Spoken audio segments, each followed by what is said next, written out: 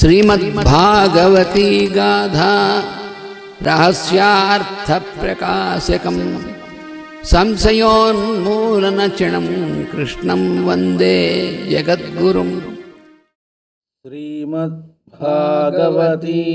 गाथा रहस्यार्थप्रकाशकं संशयोन्मूलनचिणं कृष्णं वन्दे जगद्गुरुं।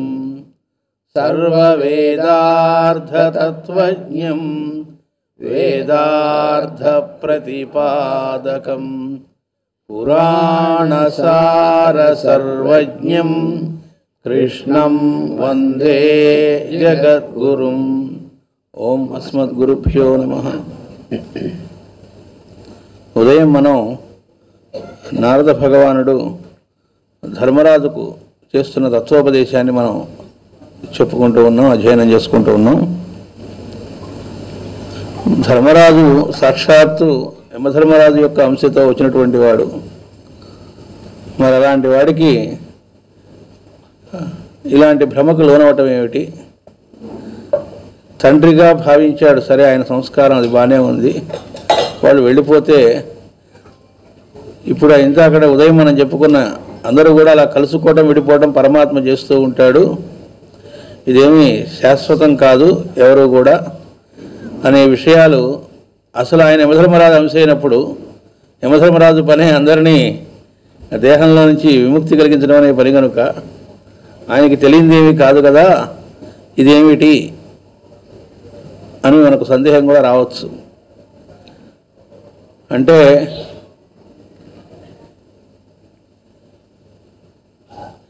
వీటిని మనం గమనించవలసింది ఏమిటంటే, మనకి నేర్పటం కోసం వాళ్ళు ఈ భూమి మీదకి అవతరించారు, ఎట్లా జీవించాలో తెలియటం కోసం పాత్రధారులుగా భగవంతుడితో ఆయా అంశాలతో దేవతలందరూ దిగి వచ్చారు.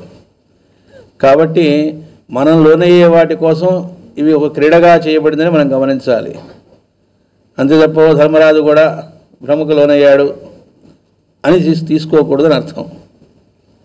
అయితే అక్కడ ఆయనే నటన చేయలేదు. జీవుడిగా వచ్చినప్పుడు రాముడు ఎట్లా అయితే సీతాదేవి వియోగంతో ఏడ్చాడని చెప్పారు, మాస్టర్ గారు అంటారట, అదేంటండి రాముడు మరి అవతారమూర్తి కదా, ఆయన ఏడవడం ఏమిటండి అంటే నలుగురు ఏమనుకుంటారో అని కూడా అనుకోలేదట, ఏడ్చాడు కాబట్టి ఆయన పరమాత్మ అయ్యాడు అన్నారు. అంటే భార్య పతివ్రత అయినటువంటి సహధర్మచారిని భార్య వియోగంతో దుఃఖం రాలేదట అంటే వాడిలో ఏమాత్రము కూడా రసము లేదని అర్థం, జడుడని అర్థం. రసస్వరూపుడు భగవంతుడు, ఎండుకట్టెలాగా ఉంటాడని కాదు. కాబట్టి ఏంటంటే వాటిని అర్థం చేసుకోవాల్సింది ఏమిటంటే, అక్కడ వాళ్ళు నటించారని ఏం కాదు, జీవుడిగా వచ్చినప్పుడు మామూలుగా మిగతా వాళ్ళలాగానే ప్రవర్తిల్లినట్టుగా కనబడతారు. కానీ మనం అర్థం చేసుకోవాల్సింది అంత మాత్రాన వాళ్ళందరూ పొరపాటుకు లోనయ్యారు, వాళ్లే పొరపాటుకు లోనైనప్పుడు మనం ఏడవటంలోనో లేకపోతే మనం ఎదగటంలో ఏం పర్వాలేదు గ్రాంటెడ్ అని దానికోసం కాదు. మనం తీసుకోవాల్సింది అలా ఉండకూడదని మనకి చెప్పడం కోసమే ఇవి వచ్చినాయి, ఎట్లా వాళ్ళు ఆచరించారు అని అర్థం చేసుకోవాలి. ఇక్కడ గాంధారి ధృతరాష్ట్రులను గూర్చి ధర్మరాజు దుఃఖపడి లాభము లేదని చెప్పుచున్నాడు అన్నారు. ఎందుకంటే ఇట్టి శరీరమును సాధనముగాగొని ఇంకొకరిని రక్షింపగలుగుట సాధ్యము కాదు. దీన్ని ఆయనే చెప్పాడు అంతకుముందు. ధర్మరాజే యక్ష ప్రశ్నల్లో ఆ యక్షుడి దగ్గర ఈ లోకంలో అన్నిటికంటే ఆశ్చర్యమైంది ఏమిటి అంటే, ఒకళ్ళు చనిపోతే అది చూసి మిగతా వాళ్ళు దుఃఖపడటం ఆశ్చర్యం అన్నాడు. సరే ఇక్కడ ఇంకా చనిపోయారని గ్రాంటెడ్ కాదనుకోండి, వెళ్ళిపోయారు, చనిపోయి కూడా ఉండొచ్చు, దేహత్యాగం చేసి ఉండొచ్చు అని కూడా ఆయన అనుకున్నాడు. కానీ దీనికి ఏమి దుఃఖపడక్కర్లేదు, ఆశ్చర్యం అంటే అది. ఎందుకు అంటే పోయిన వాళ్ళని చూసి ఏడుస్తున్నప్పుడు పోనీ వీడు పర్మనెంట్ ఇక్కడే ఉంటాడు, పాపం వాడు మాత్రం పొరపాటున ఏదో పోయాడు అని ఏడవలసిందే లేదు, నువ్వు కూడా పోతావు అని నేను ఇప్పుడే కదండి చాలా కాలం ఉంటుంది అనుకోవడానికి లేదు. ఉదయం చెప్పారు కదా, ఒక భార్య పోతే ఇంకో భార్య ఇంకా చిన్నవాడిని చేసుకోవడంలో ఉద్దేశం ఏమిటంటే ఇంకా ఎక్కువ కాలం ఉంటుందేమో అని. ఎవరికి తెలుసు ఎవడెప్పుడు పోతాడో. మనం మానసికంగా మనం ఇంకా ప్లాన్లు వేసుకోవడం, 67కి వచ్చేట్టుగా అమౌంట్ కొంత, 77కి వచ్చేట్టుగా అమౌంట్ కొంత, ఇలా రకరకాలుగా ఏవో రకరకాల ప్లాన్లు ఏర్పాట్లు చేసుకుంటూ ఉంటాం. అంటే నిజంగా అప్పటిదాకా ఉంటాడా అంటే తెలియదు. కాకపోతే ఆ అమౌంట్ వాళ్ళ పిల్లలకి వెళ్తుందంటే అదే ఎల్ఐసి వాడు అది క్లియర్గా చెబుతాడు కూడా. అయితే మాస్టర్ గారు చెబుతారు, భాగవత రహస్య ప్రకాశంలోనే 3వ భాగంలో పీఠికలు ముందు బాటలో ఇస్తారు. నేను వీళ్ళందరినీ పోషిస్తున్నాను, నా వల్ల వీళ్ళందరూ కూడా బ్రతికి ఉంటున్నారు, కుటుంబం అంతా నేనే చూసుకుంటున్నాను అనుకోవటం అహంకారము అని చెప్పారు. అదేంటండి అహంకారం ఏంటండి? సిన్సియర్గా నేనేదో నా కుటుంబానికి వాళ్ళందరూ కూడా అంటే నీ వల్ల వాళ్ళు బ్రతుకుతున్నారు అనుకుంటున్నావు, అసలు నువ్వే నీ వల్ల బ్రతకట్లేదు. కాదండి, నేను జాబ్ చేస్తున్నానండి, ఆ సామర్థ్యం ఎవరిచ్చారు, ఆ ఉద్యోగం నేనే సంపాదించానండి, అది అనుగ్రహించింది ఎవరు అంటే బయటికి ఆయన వ్యక్తంగా అడగా పరమాత్మ. ఓసారి ఒక రామకృష్ణ స్వామీజీని అడిగారు, ఇంకా ఏదో అనుగ్రహించండి, ఇంకేదో కావాలి అని చెప్పి ఒకళ్ళు అడిగారు. ఈ అడిగిన వాళ్ళు ఆల్రెడీ PhD కూడా చేస్తున్నారు, చేసి బ్రహ్మాండమైనటువంటి జాబ్లో ఉన్నారు ఆల్రెడీ, ఇంకా ఏదో కావాలని అనుగ్రహించమని అడిగారు. ఆయన సున్నితంగా చెప్పాడు, ఈ భూమి మీద ఉన్న వాళ్ళలో ఎంతమంది ఇప్పుడు వచ్చిన దాకా వచ్చి ఉంటారు అని అడిగాడు. అంటే ఎంతమందిలోనూ నిన్ను సెలెక్ట్ చేసి ఇక్కడి దాకా పరమాత్మ తీసుకొస్తే అంత అనుగ్రహిస్తుంటే దాన్ని దర్శించి ఆనందించకుండా ఇంకా ఏదో కావాలని అడుగుతావేమిటి?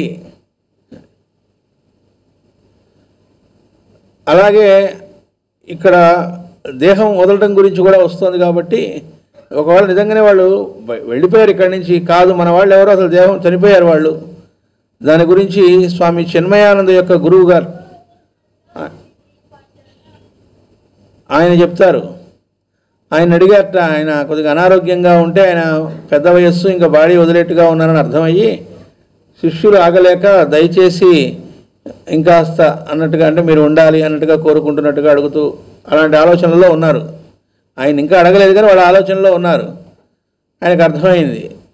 అప్పుడు ఆయన అన్నారట, మీరందరూ కూడా నన్ను చాలా కాలంగా అనుసరిస్తూ వస్తున్నారు, కానీ మీ అందరికంటే ముందు నుంచి ఎప్పటి నుంచో నాకు క్లోజ్ ఫ్రెండ్ ఒకతను ఉన్నాడు, అతను నా కోసం భలే ఎప్పటి నుంచో ఎదురు చూస్తున్నాడు, మిమ్మల్ని అందరినీ సంతృప్తి పరిచినట్టు అతన్ని కూడా సంతృప్తి పరచాలి కదా అన్నారట. ఇదేంటి మనం ఎప్పుడు చూడలేదే, ఈ ఆశ్రమంలో ఇన్నేళ్ళుగా ఎప్పటి నుంచో ఎదురు చూస్తూ ఉన్నమాట, ఎవరు అంటే యమధర్మరాజు అన్నట్టు. ఎవరమైనా యమధర్మరాజుని స్నేహితుడిగా అనుకుంటామా, క్లోజ్ ఫ్రెండ్ అనుకుంటామా? ఆ పేరే తలుచుకోవడానికి ఇష్టపడం. మాస్టర్ గారు చెబుతారు, ఎవడో చనిపోయాట అంటే అక్కడేదో కట్టడానికో దేనికో తాళ్ళకి కట్ చేయడానికో బ్లేడ్ అడిగితే ఆ బ్లేడ్ ఇవ్వడానికి కూడా భయపడతాంట.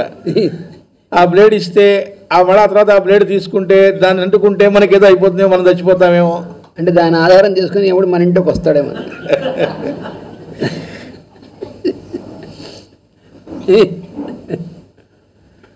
అలాగే ఆ శవం వస్తూ ఉంటే తలుపులు వేసేసుకుంటారు, అది చూస్తే ఏమవుతుందో అని. మాస్టర్ గారు చెబుతారు, పోయిన తర్వాత పాపం వాడు ఏం చేయలేడు, ఉన్నప్పుడే మనం చేస్తే తప్ప పోయాక చేయగలిగింది ఏమి ఉండదు అది. అందువల్ల అస్సలు భయపడక్కర్లేదు ఎవరిని చూసి అంటే శవాన్ని చూసి. కానీ ఎక్కువ మంది భయపడేది దాన్ని చూసి. దాన్ని చూసి భయపడ్డాం. వాళ్ళ ఎడల వీళ్ళ వరకు తప్పుగా ప్రవర్తించున్నారనుకోండి, వీళ్ళకి అప్పుడు ఇల్యూషన్స్ మొదలవుతాయి. వాళ్ళు కనబడటం, పీకు తిన్నట్టు, వస్తున్నట్టు, కనబడుతున్నట్టు. అవన్నీ ఏం జరుగుతుందంటే వాళ్ళేం రారు, వాళ్ళకి అంత శక్తి ఎక్కడుంది. పోయిన తర్వాత ఉన్నప్పుడే లేక వీళ్ళ చేత ఏడిపింపబడ్డవాళ్ళు, పోయాక వాళ్ళకి శక్తి ఎక్కడ ఉంటుంది? కానీ వీళ్ళు ఏదైతే అపచారాలు చేశారో అవే వీళ్ళకి ఆ రకంగా అనిపింపజేస్తాయని అర్థం అన్నమాట. అందువల్ల ఇలాంటి అంటే మన లిమిటేషన్తో కూడిన ఈ శరీరాన్ని సాధారణంగా కొని మనకే గతి లేని పరిస్థితుల్లో ఇంకోటి మనం రక్షించేది ఏంటి, సాధ్యం కాదు అని చెబుతున్నారు. నెక్స్ట్, చేతులున్న జంతువులకు 4 కాళ్ళ జంతువులు ఆహారము, కాళ్ళగల జంతువులకు కాళ్ళు లేని అంటే పారిపోలేని చెట్లు, గడ్డి మొదలగునవి ఆహారం. అవి వచ్చి తింటూ ఉంటే, మేకలు వచ్చి చెట్లు తింటే చెట్లు పారిపోగలవా? కదలగలిగినవి కాదు అవి. పెద్ద పుట్టుక గల పులులు మునగవానికి, చిన్న పుట్టుకలు గల జింకలు మునగనవి భోజనము. అన్ని దేహముల యందును జీవుడున్నాడు. ఒక దేహము ఇంకొక దేహము తినుచుండటచే జీవునకు జీవుడే ఆహారము. అంటే ఈ సృష్టిలోని అల్లికని మనం గమనిస్తే, ఒక జంతువు ఇంకో జంతువుని తినడం వల్ల బ్రతుకుతోంది. లేదండి మేము నాన్ వెజ్ తినమండి, వెజిటేరియన్స్ అనుకున్నవాడు కూడా తింటున్నది ఏమిటి? జీవం ఉన్న పదార్థాలనేగా. చెట్లలో జీవం ఉందిగా, తినడం వల్లే బ్రతుకుతున్నాడు. అంటే జీవం ఉన్నవే కావి వాటినేగా తింటోంది. కాబట్టి అందరము కూడా బ్రతుకుతోంది ఇంకొక జీవిని తీసుకొని ఆహారంగా తీసుకోవటం వల్లనే. ఇలా ఎవరు పెట్టారు? పరమాత్మే పెట్టాడు ఈ సృష్టిలో. చేతులు కలిగి చేతులు లేని కాళ్ళు లేని జీవుల రూపములన్నీ నీటిపై వ్రాయబడిన అక్షరముల వలె భగవంతుని యందే తోచుచున్నవి.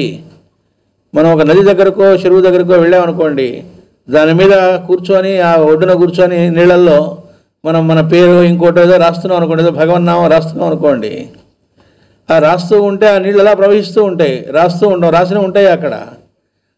కానీ బ్యాక్గ్రౌండ్ చూస్తే ఏంటి? వెనకంతా నది, నీరు, ఒకటే నీరు. అట్లా వీళ్ళు చేతులు కలిగినటువంటి జీవులు, ఇవి చేతులు లేనటువంటివి, ఇవి 2 కాళ్ళవి, 4 కాళ్ళవి, ఇలా చెప్పుకుంటున్నవన్నీ పైకల్లా కనబడుతూ ఉన్న బ్యాక్గ్రౌండ్ ఏమిటి అంటే ఇందరిలో జీవుడుగా ఉన్నది ఎవరు అంటే పరమాత్మే. కాబట్టి ఏంటంటే ఇంత చూస్తుంటే ఏమని చూస్తుంది అంటే భగవంతుని యందే ఇన్ని కలిసి ఉన్నాయి, ఇన్నిగా ఉన్నాయి. తెలిసిన వానికన్నయూ భగవంతులోని భాగములే, అంతకన్నా వేరేమీ లేదు. తన మాయచేత పుట్టుక భేదములు లేని ఈశ్వరుడు అంటే ఈయన పుట్టినవాడు అలాంటి భేదం ఏమీ లేదు. పరమాత్మ పుట్టడం ఏముంది? ఆయనకి జన్మాయ పుట్టుక ఇవేం లేవు కదా. ఈశ్వరుడు గారడీవాని వలె అనేక విధములైన జీవులను తినువానిగా తినబడువానిగా రూపకల్పన చేయుచున్నాడు. కొన్ని తినేవాటిగా తినబడేవాటిగా రెండుగా ఉన్నది ఆయనేట. మనకు రామకృష్ణ వారి జీవితంలో వస్తుంది, ఆయనకు ఒకసారి ఒక దర్శనం అవుతుంది. అలా అమ్మవారు చిన్న బిడ్డని ప్రసవిస్తుంది. ఆ ప్రసవించిన బిడ్డని చక్కగా పాలిస్తూ కనబడుతుంది. కాసేపటికి ఆ బిడ్డను తింటూ కనబడుతుంది మహాభయంకరంగా. అన్నీ ఆవిడే. అదేమిటి అంటే అవును, ఇందరిగా మనల్ని పుట్టించింది ఆవిడే. అయితే ఆవిడ అనుకోండి, పేరుదైనా కానివ్వండి, అక్కడ పరమాత్మే. మళ్ళా మనం తీసుకెళ్తుంది కూడా పరమాత్మే. ఎవరన్నా తీసుకుపోతే దేవుడు అన్యాయం చేశాడు, పట్టుకెళ్ళిపోయాడు. మరి పుట్టినప్పుడు అందువల్ల మనం అనుకునే ఈ పుట్టుక, మనం అనుకునే పోవటం అని మనం అనుకుంటుంది ఏదైతే ఉందో, ఈ రెండు వాడి యొక్క గారడీట. అలా వాడు ఎలాంటి వాడు? ఈ భేదము లేనివాడు. పుట్టుక లేదా పోవడం, ఈ రెండు భేదాలు వాడికి ఏమీ లేవు, మొత్తం ఒకటే. మనకది పోవటం అంటే దాంతో కట్టగా మనకు అనిపిస్తోంది కాబట్టి, కంటిన్యూటీ మనకు తెలియదు కాబట్టి ఆ స్థితిలో నేను చెప్పాను కదా, దక్ష సంతతి అంటే మృత్యువు కట్ట ఆ జన్మకి. కాబట్టి మనకేంటంటే అయిపోయింది, దాంతో ఎండ్లాగా అనిపిస్తూ ఉంది. లోపల వెలుపల అనునవి కల్పించుచున్నాడు, అంతయు తానే. దిక్కులేని వారు దీనులను నగు తల్లిదండ్రులు నన్ను విడిచి ఏమయ్యారో ఎట్లు వర్తింతురో అని దుఃఖించి లాభము లేదు. కొంతమంది అమ్మో నేను పొయ్యే లోపలే నా బిడ్డలకు పెళ్లి చేయాలి, ఒక ఇల్లు ఒక వాస్తు కొంత ఏర్పాటు చేయాలి వాళ్ళకి అని అనుకుంటూ ఉంటారట. లేకపోతే వాళ్ళకి ఎట్లా అని మాస్టర్ గారు చెబుతారు, నువ్వు అలా అనుకుంటున్నావు కానీ పోయిన తర్వాత ఎట్లా అనేది చూసుకుంటుంది ఎలాగో పరమాత్మ కాబట్టి మామూలుగానే జీవిస్తారు, కంగారేం లేదని చెప్పారు. అలా అనుకోవటం మనం అహంకారం అన్నారు ముందు, ఒక్కోసారి అర్థం కాదు. అహంకారం ఎట్లా అవుతుందండి సిన్సియర్గా అని అనిపిస్తుంది. దీనికి పెద్దల కథ చెబుతారు. ఒక రాజు చాలా చక్కగా పరిపాలిస్తున్నట్ట రాజ్యాన్ని, చాలా ధర్మాత్ముడతను.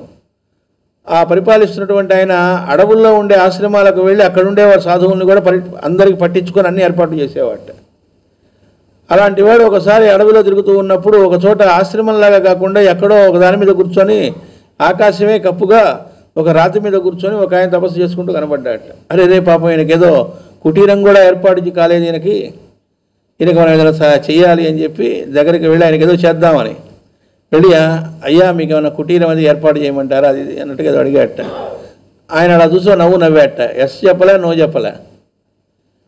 సరే ఈయనకి అది కూడా అక్కర్లేకుండా ఏదైనా ప్రత్యేకమైన తపస్సు ఏమో అలా ఆకాశం కింద చేయాలని అలాంటి వాళ్ళు కూడా ఉంటారు అవధూతలు అనుకొని, సరేనండి మీకు అన్నీ సమకూరుతున్నాయా, మీకు అంతా ఈ రాజ్యంలో బాగుందా అని అడిగాట. ఆయన ఏమీ మాట్లాడలేదట. వెంటనే ఏం చేశాడంటే, రాజు కూడా మహాజ్ఞానే, తక్కువవాడేం కాదు.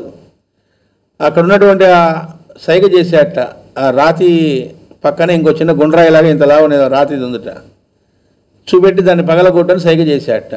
పగలగొట్టేట. పగలగొట్టి దానిలోంచి కప్ప బయటకు వచ్చిందట. దానికి ఎక్కడా రంధ్రం లేదు ఆ రాయికి, అది బతికే ఉంది లోపల. మరి చుట్టూ బయటికి రావడానికే వీలు లేకుండా లోపలే ఉన్న కప్పని ఎవరు బ్రతికిస్తున్నారు అని రాజుకు వెంటనే ఫ్లాష్ అయింది ఆయన అనుగ్రహం వల్ల. ఎవడు బ్రతికిస్తోంది? పరమాత్మ. అంటే పిచ్చివాడా, నీ వల్ల ఇక్కడ అందరూ హాయిగా ఉన్నారు, నువ్వు బ్రతికి నీ పరిపాలన వల్ల నువ్వు అనుకుంటున్నావు అంటే అది కూడా అహంకారమే తెలియజేయడం అన్నమాట. చక్కగా పరిపాలించాలంతా నిజమే కానీ లోపల ఆ భావం రాకూడదు. నా వల్ల అనేటువంటి భావన ఎక్కడొచ్చినా అది పొరపాటే అని చెప్పడం అన్నమాట. ఎక్కడైనా ఎప్పుడైనా అనుగ్రహించేది జరిగేది మొత్తం పరమాత్మ వల్లే. ఏది అయినప్పటికీ ఏది అయినా అండి, మాస్టర్ గారు చెప్పారు, నిన్న ఎవరైనా తిడితే అవమానిస్తే దానికి కూడా నా అనుమతి ఉందని తెలుసుకో అన్నారు. అది అప్పుడు మా ఉదయం చెప్పినట్టు అప్పుడు గుర్తుకు రావాలి. అది అవతల వాడు తిట్టినప్పుడు ఓహో దీనికి మనకు అనుమతి ఉందిట. మాస్టర్ గారు అన్నారు, ఎవరైనా నిన్ను ఎగతాళి చేస్తే, మనం కూడా ఒకప్పుడు ఎవరిని ఎగతాళి చేస్తుంటాం కాబట్టి ఇప్పుడు మనల్ని వాళ్ళు ఎగతాళి చేశారన్నమాట, గుర్తుపెట్టుకో అన్నారు. ఎవరో తిట్టారు, మనం కూడా చాలామందిని తిట్టాం కదా, కాబట్టి ఇప్పుడు మనకు ఆ అనుభూతి ఎలా ఉంటుందో అర్థం కావడానికి పరమాత్మ మనకు కూడా కలగజేశాడు. నిన్న రాలే సాక్షాత్తు పరమాత్మ కృష్ణ పరమాత్మ గాయం వచ్చి బాణం గుచ్చుకోగానే ఆయన ఏమి విజ్ఞప్తికి వచ్చింది, వాళ్ళని ఆయన చంపినప్పుడు సీన్ గుర్తొచ్చింది. కాబట్టి ఎక్సెప్షన్స్ ఏమీ లేవు. భూమి మీదకి వచ్చిన తర్వాత ఎవరికైనా అదే పరమాత్మ యొక్క గొప్ప లక్షణం ఏమిటి అంటే ఆయన ఎక్సెప్షన్ అండి అని ఉండదు, ఆయన కూడా దాని ప్రకారమే జీవించడం ఉంటుంది. ప్రకృతిబద్ధంగా ప్రకృతికి లోనైన ప్రకృతిలోకి వచ్చినప్పుడు ప్రకృతికి మిగతా వాళ్ళు ఎట్లాగో తాను కూడా అలాగే ఉండి జీవించడం అనేది చూసి మనకు నేర్పుతారు అని. అజ్ఞానమైన దేహములపై భ్రాంతిచే నేర్పడిన చుట్టరికముల నమ్ముడచే నీ మనస్సు ఇట్లే చికాకు పడినది, దానిని తొలగించుకొనుము. ఇంతకీ ఇదంతా దేనివల్ల ఏర్పడింది అంటే అజ్ఞానమైన దేహములపై భ్రాంతిచే. ఉదయం చెప్పారు కదా, మన కర్తవ్యం అంటే అట్లయితే అజ్ఞానం అన్నమాట ఇదంతా అని చెప్పి వాళ్ళ ఎడల నువ్వు చేసిన కర్తవ్యాలను ఎగ్గొట్టాలని కాదు. నీకు ట్రైనింగ్కి సాధనగా భార్య రూపంలోనో భర్త రూపంలోనో బిడ్డల రూపంలోనో లేకపోతే నువ్వు ఆఫీసులో పనిచేస్తున్న చోటు ఉండే వాతావరణం కానీ ఇవన్నీ మాస్టర్ గారు చెప్పారు. నువ్వు ఏ క్లాస్ రూమ్లో నువ్వు కరెక్టో ఆ క్లాస్ రూమ్లో తగు ఉన్నావో దానిలో వేశారట. కింద జన్మలో 7వ క్లాస్ దాకా అయిందనుకోండి, ఈ జన్మలో 8వ క్లాస్లో వేశారని అర్థంట. మనం అర్థం కావాలంటే చెప్పుకోవాలట అంటే మాస్టర్ గారు చెబుతారు, ఎక్కడైనా 10th ఫెయిల్ అయితే ఈ ఊళ్ళో 10th ఫెయిల్ అయ్యాడు కాబట్టి పక్క ఊళ్ళో ఇంటర్లో చేర్చుకుంటారని ఉండదుగా, పక్క దేశంలో ఇంటర్లో చేర్చుకుంటారు, ఎక్కడా చేర్చుకోరు. అట్లాగే ఒక జన్మలో ఎక్కడి దాకా వచ్చాడో సాధనలో ఆ నెక్స్ట్ బర్త్లో దానికి తగ్గ వాతావరణంలో వేస్తారు. నాకు ఈ వాతావరణం ఇంట్లో బాగాలేదండి, నాకు ఆసక్తి ఉన్న ఇంట్లో బిడ్డలకి భార్యకి అస్సలు ఆసక్తి లేదండి అనడానికి ఏం లేదన్నారు. లేకపోతే ఇంట్లో ఇలాంటి వాతావరణం ఉందండి అనడానికి ఏమీ లేదన్నారు. అబ్బా ఆఫీస్లో వెళ్తే ఇలాంటి వాతావరణం అండి. మాస్టర్ గారు ఉదాహరణ ఇచ్చారు. ఒకడు ఎప్పుడు కూడా అబ్బా డబ్బు లేకపోయినా పర్లేదండి, రోగాలు లేకుండా ఉంటే చాలనుకుంటాట. ఇంట్లో ఎప్పుడు రోగాలు రష్లు ఉంటాయట. ఇంకోటి ఉంటే ఆరోగ్యంగా అంతా బాగుంటుందట, వాడికి డబ్బు కడకట్లాడుతుంటబ్బా డబ్బు ఉంటే చాలండి అంటే వాడికి డబ్బు దగ్గర వాడు హోటల్కి వెళ్తుంటే వాడికే కాఫీలో ఈగబడి వస్తుందట. అంటే ఏంటిదంతా ఎవడు ఏది చేసుకొని ఉన్నాడో దానికి తగ్గటువంటిది వస్తుంది. దీనికి మాస్టర్ గారు చెప్పారు, ఆ శని నాకు అది కాదండి కారణం ఫలానా ఇంట్లో ఉన్నాడు అందుకే ఇదంతా అంటట. అందరికీ ఆ ఇంట్లో ఎందుకు లేడు అన్నారు. మరి అందరికీ అదే ఇంట్లో ఎందుకు లేడు అంటే వేరేగా పుట్టాడు కాబట్టి మనం చెప్పుకుంటాం. అసలు కారణం అది కాదు. వీడి కిందటి జన్మలో చేసుకున్న దాన్ని బట్టి వాడిని అనుభవించాలి కాబట్టి శని అనేవాడు ఆ ఇంట్లో ఉండి అది కల్పిస్తూ ఉన్నాడు. ఆయన పోస్ట్ మ్యాన్ డ్యూటీ చేస్తున్నాడు. అది తెలియక శని ఎక్కడున్నాడా అది పోగొట్టుకోవాలంటే ఏం చేయాలి, నువ్వులు దానం చేయాలా, ఎట్లా చేద్దాం, నువ్వు ఏ లంచాలు ఇచ్చినా అక్కడేం అవ్వదు అని చెప్పారు మాస్టర్. లంచములు అనే పదం వాడారు. మనమేమో తెలియక రాహుకేతు పూజలు చేసిస్తే అది చేస్తే ఇది చేస్తే మొత్తం స్మాష్ అయిపోతుంది. పైగా ఈ శనికి దానం చేసి శనికి దానం చేసేస్తారు. శని పైగా ఈ దానం ఇవ్వడం వల్ల మనకున్న శని వాడికి వెళ్ళిపోతాడని ఇవే మనం చేసే పనులు. అందువల్ల ఏది చేసుకున్నామో దానికి తగ్గట్టుగా వాతావరణం కల్పించబడుతుంది. ఒక్కోసారి కొంతమంది తల్లిదండ్రుల వల్ల బిడ్డలు నానా కష్టపడుతూ ఉంటారు కొన్ని కుటుంబాల్లో.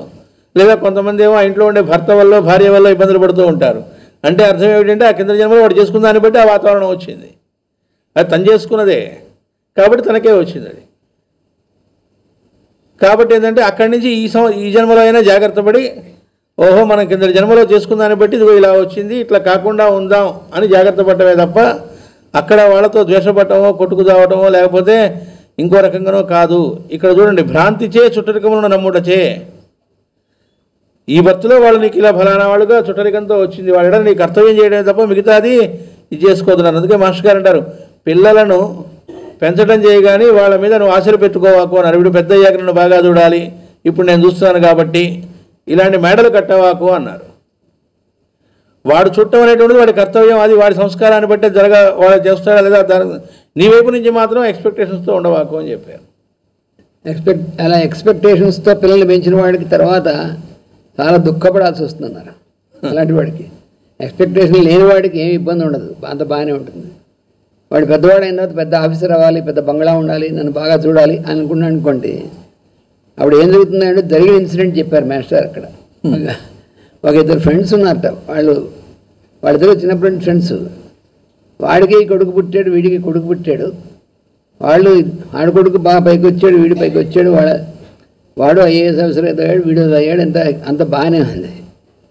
ఇందులో ఒక ఆయన కొంచెం ఇంట్లో కాస్త ఏదో మామూలు పంచది కట్టుకుని ఏదో నంజావనం చేసుకుని ఆ రకంగా ఉండేటువంటి తండ్రి. కానీ వాడు ఏమనుకున్నాడంటే, వాడు కొడుకు పెద్దవాడై ఐఏఎస్ ఆఫీసర్ అయ్యి పెద్ద బంగ్లా దేవుడిని నన్ను తీసుకెళ్ళి చాలా ఇది చేస్తాడు అని వీడు అనుకున్నాడు. ఆ రెండో ఆయన ఒకసారి ఆయన వచ్చాడు వీళ్ళ ఇంటికి, ఈ ఫ్రెండ్ని చూద్దామని వస్తే, ఆ రెండో ఆయన ఆ ఐఏఎస్ ఆఫీసర్ ఆ రెండో ఆయన కొడుకు వీళ్ళ ఇంటికి వచ్చాడు.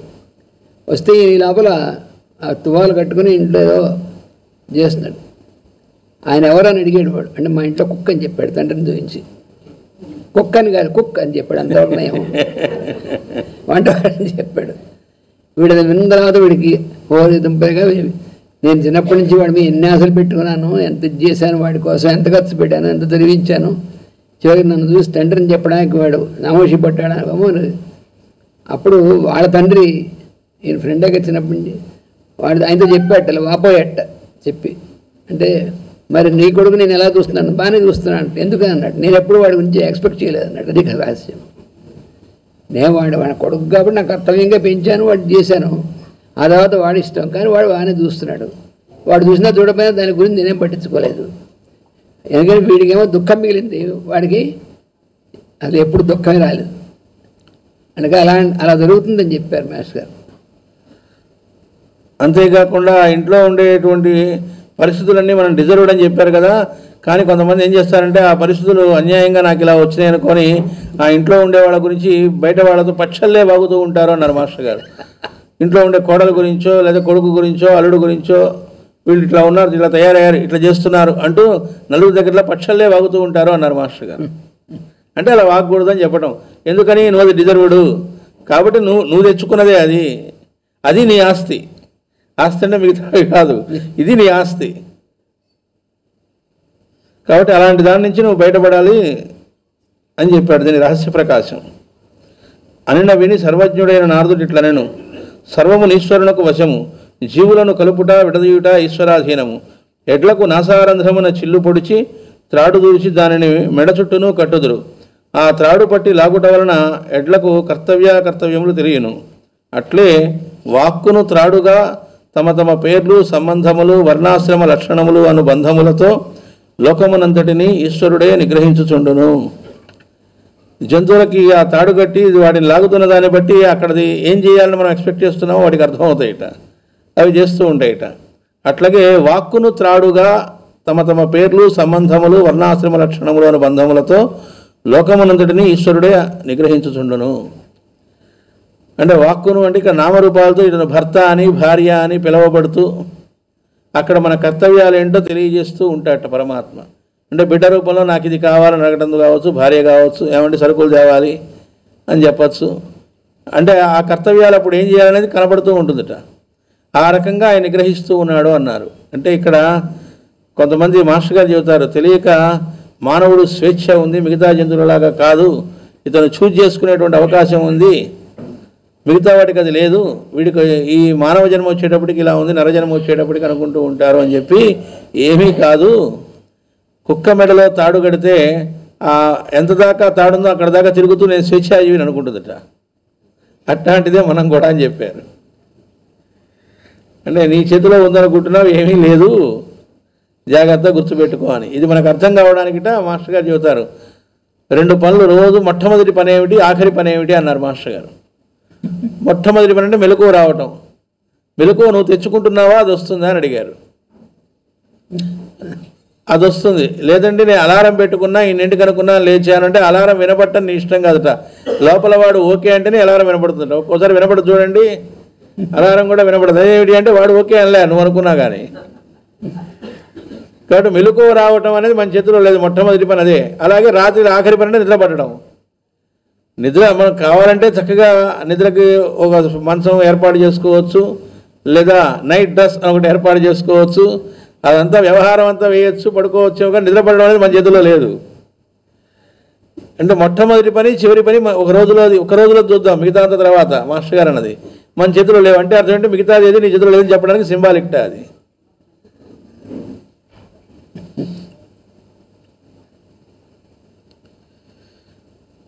ఇక్కడ చెబుతున్నాడు, ఇది మానవులకే కాదు లోకపాలాదులకైనను తప్పదు. ఒక్క పోనీ ఇదంతా ఈ లిమిటేషన్ మనకేనే కాదట, లోకపాలకులు అనుకునేటువంటి వాళ్ళు, దేవతలు అనేటువంటి వాళ్ళకు కూడా అంతేట. కొందరు గచ్చకాయలు ఆడుచు కాయలను కలుపుచు విడదీయుచుందరు. అష్టాచమ్మాని ఇలా రకరకాలు ఆడుకుంటూ ఉంటారు కదా, కొన్ని కలుపుతుంటారు, తీసేస్తుంటారు, రకరకాలుగా చేస్తూ ఉంటారు. ఇది అవుట్ అయింది పక్కన పెట్టండి, చింతపీకాయ రకరకాలు ఆడుతూ ఉంటారు. అది ఎలాంటిదో అలాగే కొందరు బంతి ఆటలో బంతిని దగ్గరకు తీసుకుంటూ దూరంగా విసురుతుంది. ఫుట్బాల్ ఉందనుకోండి, కాలుతో దంతు దగ్గరికి దూరంగా వీడికి అందకుండా, అలాగే వాలీబాల్ అయినా చేతులు మారిపోతూ ఉంటాయి. అట్లా అన్నమాట. అట్లే సమస్త జీవులను కలపబడుచు విడదీయబడుతుందరు.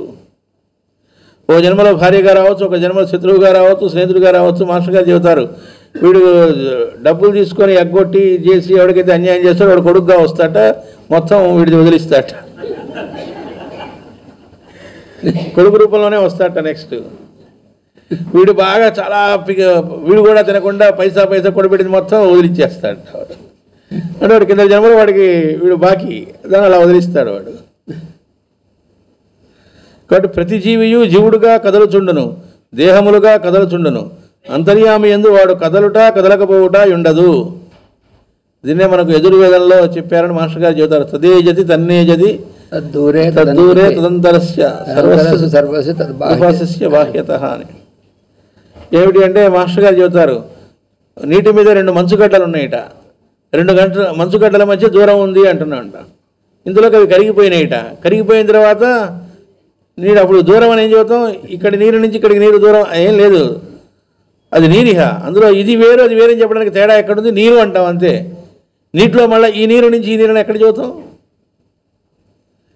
కాబట్టి వాడికి దూరము ఉన్నట్ట లేదు, చాలా దగ్గర ఉన్నాడు, 2 ఉన్నాయన్నారు. అట్లా ఇక్కడ కూడా అదే చెబుతున్నాడు. అంతర్యామి కదులుట కదలకపోవట ఉండదు.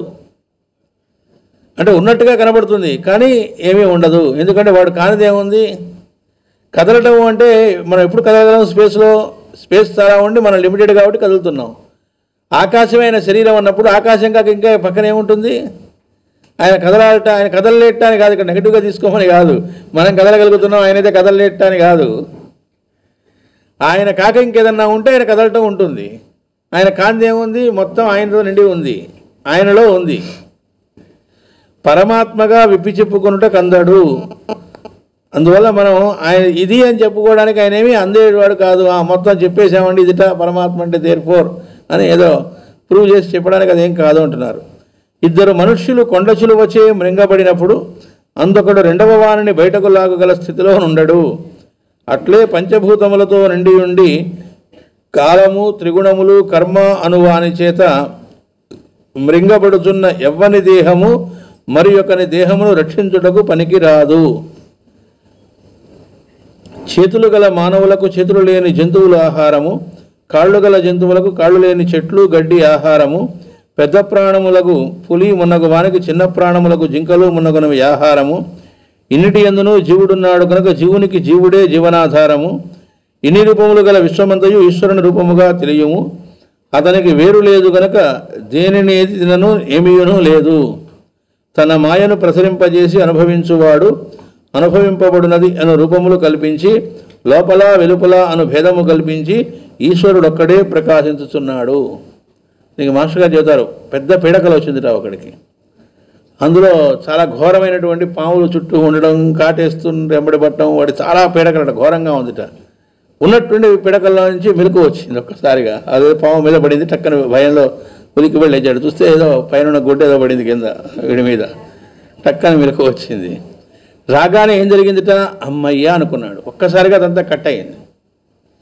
అలాగే ఈ లోకంలో కూడా ప్రతివాడు కూడా ఆ మెలకు, అసలైన మెలకు వచ్చేదాకా ఈ బంధాలు ఇవన్నీ చూసుకుంటూ లోపల వెలుపల అన్నట్టుగా వీడు నావాడు, పరాయివాడు, లేకపోతే అది ఇది, వీడు నాకు అన్యాయం చేశాడు, వీడు మంచివాడు, రకరకాలైన నాటకంలో పీడకలట ఇదంతా కూడా. ఏదో ఒక రోజున ఈ పీడకలలోంచి బయటపడ్డప్పుడు ఒక్కసారి చూస్తే నవ్వుకుంటాట, అమ్మయ్య ఇదేం కాదు కదా అని. అది ఏంటనేటువంటిది అర్థం అయ్యేది కాదు, అనుభూతికి రావాల్సింది అన్నారు మాస్టర్ గారు. ఈ భేదములు కల్పించి ఈశ్వరుడు ఒక్కడే ప్రకాశించుతున్నాడు. అట్టి ఈ మాయాజాలమున తల్లిదండ్రులు నిన్ను విడిచిపోయి ఏమైనారో అని దుఃఖించుటకు తావులేదు. కాదని దుఃఖము చెందుతుంటేవా ఇది అజ్ఞానము. ఆ కాదు నేను ఏడుస్తా అంటే ఏడువు అన్నారు మాస్టర్ గారు. సుఖపడే మార్గం చెప్పి కాదండి అలానే ఉన్నట్టు అయితే ఏడువు అని చెప్పారు. సరే ఇక్కడ మాత్రం అది అజ్ఞానము కనుక దిగులు పడకు అని చెప్పారు. నెక్స్ట్ 323వ పద్యం.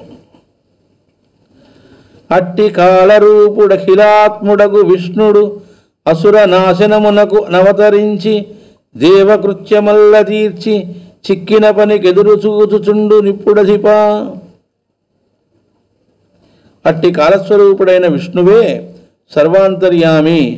అతడెప్పుడునూ అసురులను నశింపజేసి దేవకార్యములను నెరవేర్చి ఎప్పటికప్పుడు ఎదురు చూచుతుండును. ఇప్పుడు మీ తల్లిదండ్రుల విషయమునను ఇంతియే. అంటే ఇలా ఒక కాలం అనేటువంటి స్వరూపంగా ఉన్నది పరమాత్మే. ఈ కాలంలో జరిగే మార్పులు ఇవన్నీ కూడా ఆ చేయిస్తున్నటువంటి వాడు సర్వాంతర్యమైన విష్ణువే. ఆయన ఏం చేస్తుంటాడంటే ఎప్పుడునూ అసురులను నశింపజేసి దేవకార్యములను నెరవేర్చి, దేవకార్యములు అంటే వాళ్ళ పర్సనల్ విషయాలను కాదు, సృష్టి కార్యంలో భాగాలుగా దేవతలు ఉంటారు. దానికి ఆటంకం అసురులు ఎప్పుడు కలిగించినా ఆయన వచ్చి ఆ అసురులను సంహరించి ఆ దేవకార్యం నెరవేరుస్తాడు. అంటే స్మూత్గా సాగేటట్లుగా చేస్తాడు. నెరవేర్చి ఏం చేస్తుంటాడు, ఎప్పటికప్పుడు ఎదురు చూస్తుండను. మళ్ళా కర్తవ్యం ఏం చేద్దామని, ఆయన కర్తవ్యం ఏం లేదట కానీ ఎదురు చూస్తుంటారట. భగవద్గీతలో చెప్పారని చెబుతారు మనకి. ఎప్పుడు ఆయనకి ఏ అప్లికేషన్స్ లేవుట, ఇది చెయ్యాలనేది ఏమీ లేదట, కాబట్టి ఎప్పుడు చేస్తూ ఉంటాడట. మాస్టర్ గారు చెప్తారు ఇదేంటండి, ఆయనకి చేయవలసింది ఏమీ లేదన్నప్పుడు చేయటం ఏమిటండి, హాయిగా పడుకొని ఉండొచ్చు కదా. మామూలుగా లోకంలో అనుకున్నా అదే కదా, అప్లికేషన్ ఉందండి తప్పదు అంటుంటారు కొంతమంది కొన్ని చేయడానికి. కానీ ఆయనకి ఏది చేయాల్సిన అవసరం లేదట, కాబట్టి అన్నీ చేస్తూ ఉన్నట్ట. అలా ఎదురు చూస్తూ ఉంటాడన్నారు. అంటే ఇంకేం చెయ్యాలా అని ఎదురు చూస్తూ ఉంటాడు అన్నారు. ఇప్పుడు మీ తల్లిదండ్రుల విషయంలో ఇంత అంటే ఏం జరిగినా ఇప్పుడు నెక్స్ట్ ఏమిటి కర్తవ్యం అనే దానిలోకి వెళ్ళిన వాడు బాగుపడతాడు అన్నారు మాస్టర్ గారు. అక్కడ ఆగిపోకూడదు అన్నారు. ఏం జరిగినా కానీ అది ఏదైనా కాదు, ఒకడేదో దానిలో ఫెయిల్ అయ్యాడు, అయ్యో అని కుంగిపోవడం కాకుండా నెక్స్ట్ ఏం చేయాలి, ఇది ఫెయిల్ అయ్యామంటే మనం చేసిన పద్ధతులన్నీ ఫెయిల్ అవ్వడానికి పనికి వచ్చినాయి, ఇది ఫెయిల్ కాకుండా ఉండాలంటే ఏం చేయాలి. రహస్య ప్రకాశం. అట్టి కాలస్వరూపుడు సమస్తాత్మకుడు నగు విష్ణుడు రాక్షస నాశనమునకు అవతరించును. దేవకార్యమును తీర్చుచు అటు పైన జరగవలసిన వానికి ఎదురు చూచుచుండును. 324వ పద్యం. ఎంతకాలము కృష్ణుడీశ్వరుడి ధరిత్రి జరించు మీరంతకాలము నుండు నందర నవ్వలంబని లేదు విభ్రాంతి మానము కాలముం గడవంగ నెవ్వరు నోపరి చింతయేల నరేంద్ర సత్తమ చెప్పెదన్ వినుమంతయున్. అసలు విషయం చెప్పేశాడు. ఇప్పుడు మీరు కూడా వట్టి భ్రమలు పెంచుకొనకుడు. కృష్ణుడు ఎంతకాలము భూమిపై దేహము దాల్చియుండునో అంతవరకు జీవించియుండు. అటు పైన పని లేదు. కాలము గడుతుటకు ఎవరికిని శక్యము కాదు. ఇక నీ తండ్రి రహస్యమును చెప్పెదను వినుము.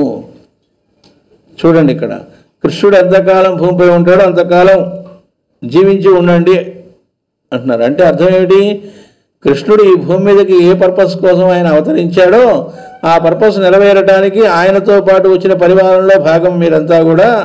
కాబట్టి ఆయన ఎప్పుడైతే ఆ పర్పస్ పూర్తయి వెళ్ళిపోతాడో మీరు కూడా సర్దుకోవటమే. మీరే సర్దుకోవాల్సిన పరిస్థితిలో ఉంటే ఆయన ఎవరో సర్దుకుంటున్నారని బాధపడితే ఎట్లా అని అర్థం అన్నమాట. అటు పైన పని లేదు, ఇంకా మీరు తర్వాత చేయాల్సిందేమీ లేదు అని. కాలము గడుచుటకు ఎవరికి శక్యము కాదు. నేను ఆపేస్తా కాలాన్ని, జరగకుండా ప్రకృతి విరుద్ధం, అది ఎప్పటికీ జరగదు. కాలంలోంచి వెనక్కి వెళ్ళిపోవటం, మేము ముందుకు వెళ్ళిపోతాం, కాసేపు సమ్మగా ఏదో సినిమాలు చూసుకోవడానికి మనకు వస్తాయేమో కానీ అది ప్రకృతి విరుద్ధమైంది, జరిగేది కాదు అని ఇంకా చదువుతున్నాడు. ఇంకా నీ తండ్రి రహస్యం చదువుతాను వినుము అంటున్నాడు. రహస్య ప్రకాశం. ఈ భూమిపై భగవానుడు ఎంతకాలము కృష్ణుడుగా చరించుచుండునో మీరంతకాలం ఇచ్చట నుండు. ఆ పైన ఉండబని లేదు. అసలు ఆయన సంగతి కాదు, ముందు వీళ్ళ సంగతి చెబుతున్నాడు. భ్రమపడవలదు. కాలమును జయించుటకు ఎవ్వరూ సమర్థులు కారు, బాధపడుకుము. ధృతరాష్ట్రుని గురించి ఏం చెబుతున్నాడు అనేది తర్వాతది. 325వ వచనం. ధృతరాష్ట్రుండు గాంధారీ విధుల సహితుండై హిమవత్పర్వత దక్షిణ భాగంబున నొక్క మునివనంబునకుంజని తొల్లి సప్తర్షులకు సంతోషంబు సేయు కొరకు ఆకాశగంగ 7 ప్రవాహంబులై పారిన పుణ్యతీర్థంబునం కృత స్నానుండై యథావిధి హోమంబునరించి జలభక్షణంబు గావించి సకల కర్మంబులు విసర్జించి విఘ్నంబులం జందక నిరాహారుండై ఉపశాంతాత్ముడై పుత్రార్థ దారైషణంబులు వర్జించి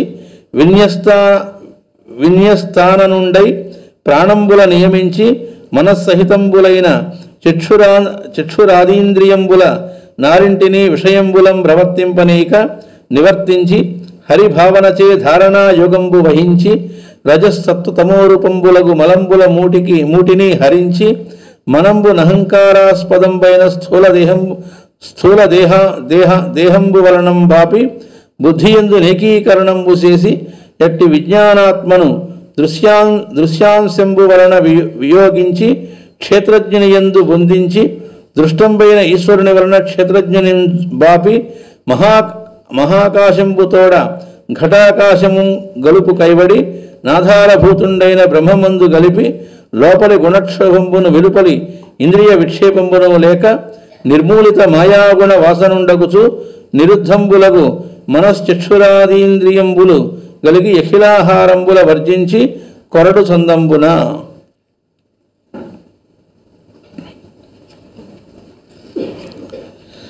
ధృతరాష్ట్రుడు నారదుడు చెబుతూ ఉన్నాడు ఆ ధృతరాష్ట్రుడి సంగతి ధర్మరాజుతో.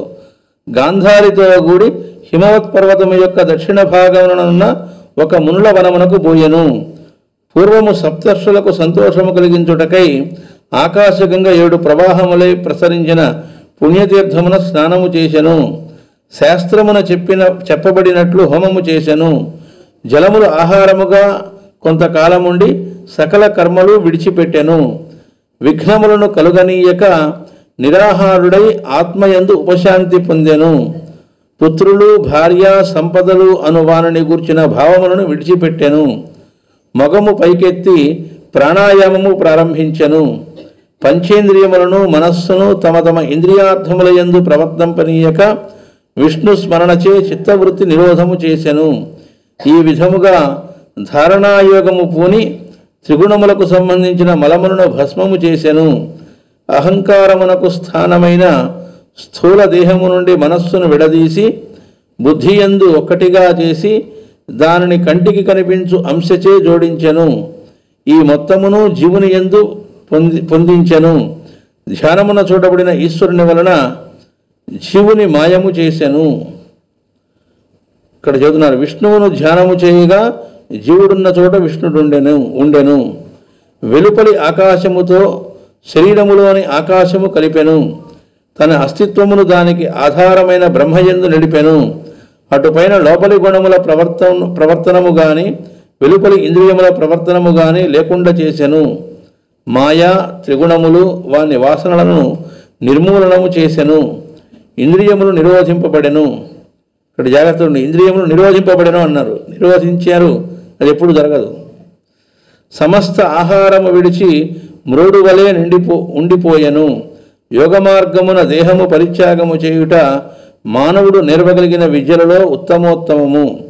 భాగవతమున ప్రధానమగు పరీక్షిత్తు కథకు కూడా పర్యవసానమిదియే. మృత్యువను సంఘటనను ఏ విధముగా అర్థము చేసుకుని వినియోగించుకొనును అను అంశమును బట్టియే శాశ్వత దివ్య జీవనమును సాధించుట సాధింపలేకపోవుట అన్నవి ఏర్పడును. ప్రాచీన కాలమున నియమబద్ధమైన వ్యక్తిగత జీవితమునందు ఇది కూడా ఒక ముఖ్యాంశము. భాగవతోత్తములైన రాజులు ఋషులు ఈ విధముననే దేహము విడుచుట సర్వసామాన్యము. మానవునకు ఒక్కొక్క జన్మలో చేయవలసిన ప్రధాన కార్యక్రమం ఒక్కొక్కటి ఉండును. దానిని తెలుసుకున్న వివేకము కలిగి అది పూర్తి అయిన వెంటనే ఆహారమును క్రమముగా తగ్గించుకొనుట, ఇతరులతో గల తాపత్రయములను క్రమముగా ఉపసంహరించుకొనుట, వీలైనంత త్వరలో ప్రశాంతముగా దేహమును విడుచుట అన్నవి పెద్దలకు సర్వసామాన్య విషయములుగా నుండెడివి. మానవ జన్మ యొక్క సార్థక్యము తానా జన్మలో చేయవలసిన పనియే గాని అనుభవించవలసిన విషయములు కాదనియు, దేహముపై అపేక్ష దుఃఖ కారణమనియు తెలియుట ప్రధాన సత్యములలోనొకటి. దేహమును గుర్చిన భయము, తనకు సంబంధించిన వ్యక్తులను గుర్చిన ఇష్టాయిష్టములు, ధన గృహాదులతో సంబంధము అసత్యములనియు, కర్తవ్యం ఒక్కటే సత్యమనియు వారు గ్రహింతురు. ఈ గ్రహింపునకు భేదము కలిగినప్పుడు దేహాభిమానము, ఒకరు మన మాట వినలేదను పట్టుదల మున్నగునవి కలిగి దుఃఖ కారణములగును. దానితో అజ్ఞానం ఆవేశించును. అది కారణముగా దేహము చెడిపోయిన తర్వాత కూడా అందుండవలనను దుర్భ్రాంతి, దాని వలన కలుగు బాధలు ఎక్కువకటయ్యేగాక అక్కరలేని దేహాయుర్దాయము పెరుగును. దాని వలన జనాభా లెక్కలు పెరుగుట, ఆహారాది క్షుద్ర సమస్యలు పుట్టును. ఈ పరమసత్యమును ఎదుర్కొను ధైర్యము లేక మానవుడు క్షుద్రత్వము నందుట వలననే ఇప్పటి శతాబ్దమున ఈ సమస్యలు మానవుని పీడించుడు జరుగుతున్నది. దేహత్యాగ విద్య ఎట్లో తెలుసుకున్నదో ప్రస్తుతము కూడా ఈ సమస్య తొలగును. దీనికి భాగవత మార్గం ఒక్కటే శరణ్యము. ధృతరాష్ట్రుడు మొదట జలములెక్కువ త్రాగుచూ ఆహారమును తగ్గించుకొనెను. మనస్సు ప్రశాంతమగుటకు విష్ణువును అంతర్యామిగా ధ్యానించెను. ఇంద్రియములు మనస్సు విష్ణువుని యందు నిలబడినవి. వెంటనే రజస్తమస్సులు హరింపబడినవి. అప్పుడు దేహమునకును తనకును నడుమ అల్లుకొనియున్న ప్రాణము పరిపక్వమై దేహమును విడిచి తన్ను ఆశ్రయించెను. తన్ను చోటులో ఉన్నట్లు భావించుకొని చోటును విష్ణువుగా తెలుసుకున్నట వలన తాను శ్వాసతో వెలుపలకు వచ్చి చోటులో కలిసిపోయాను. అంటే ఎలా ఆయన అక్కడికి వెళ్ళి దేహత్యాగం అనేటువంటిది చేశారో చెప్పారు.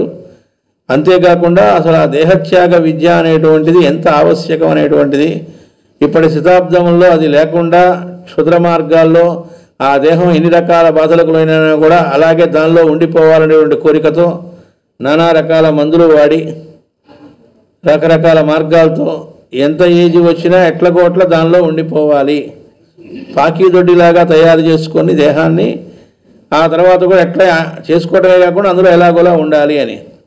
అంటే ప్రతివాడికి ఈ భూమి మీదకి వచ్చిన పర్పస్ ఒకటి ఉంటుందిట.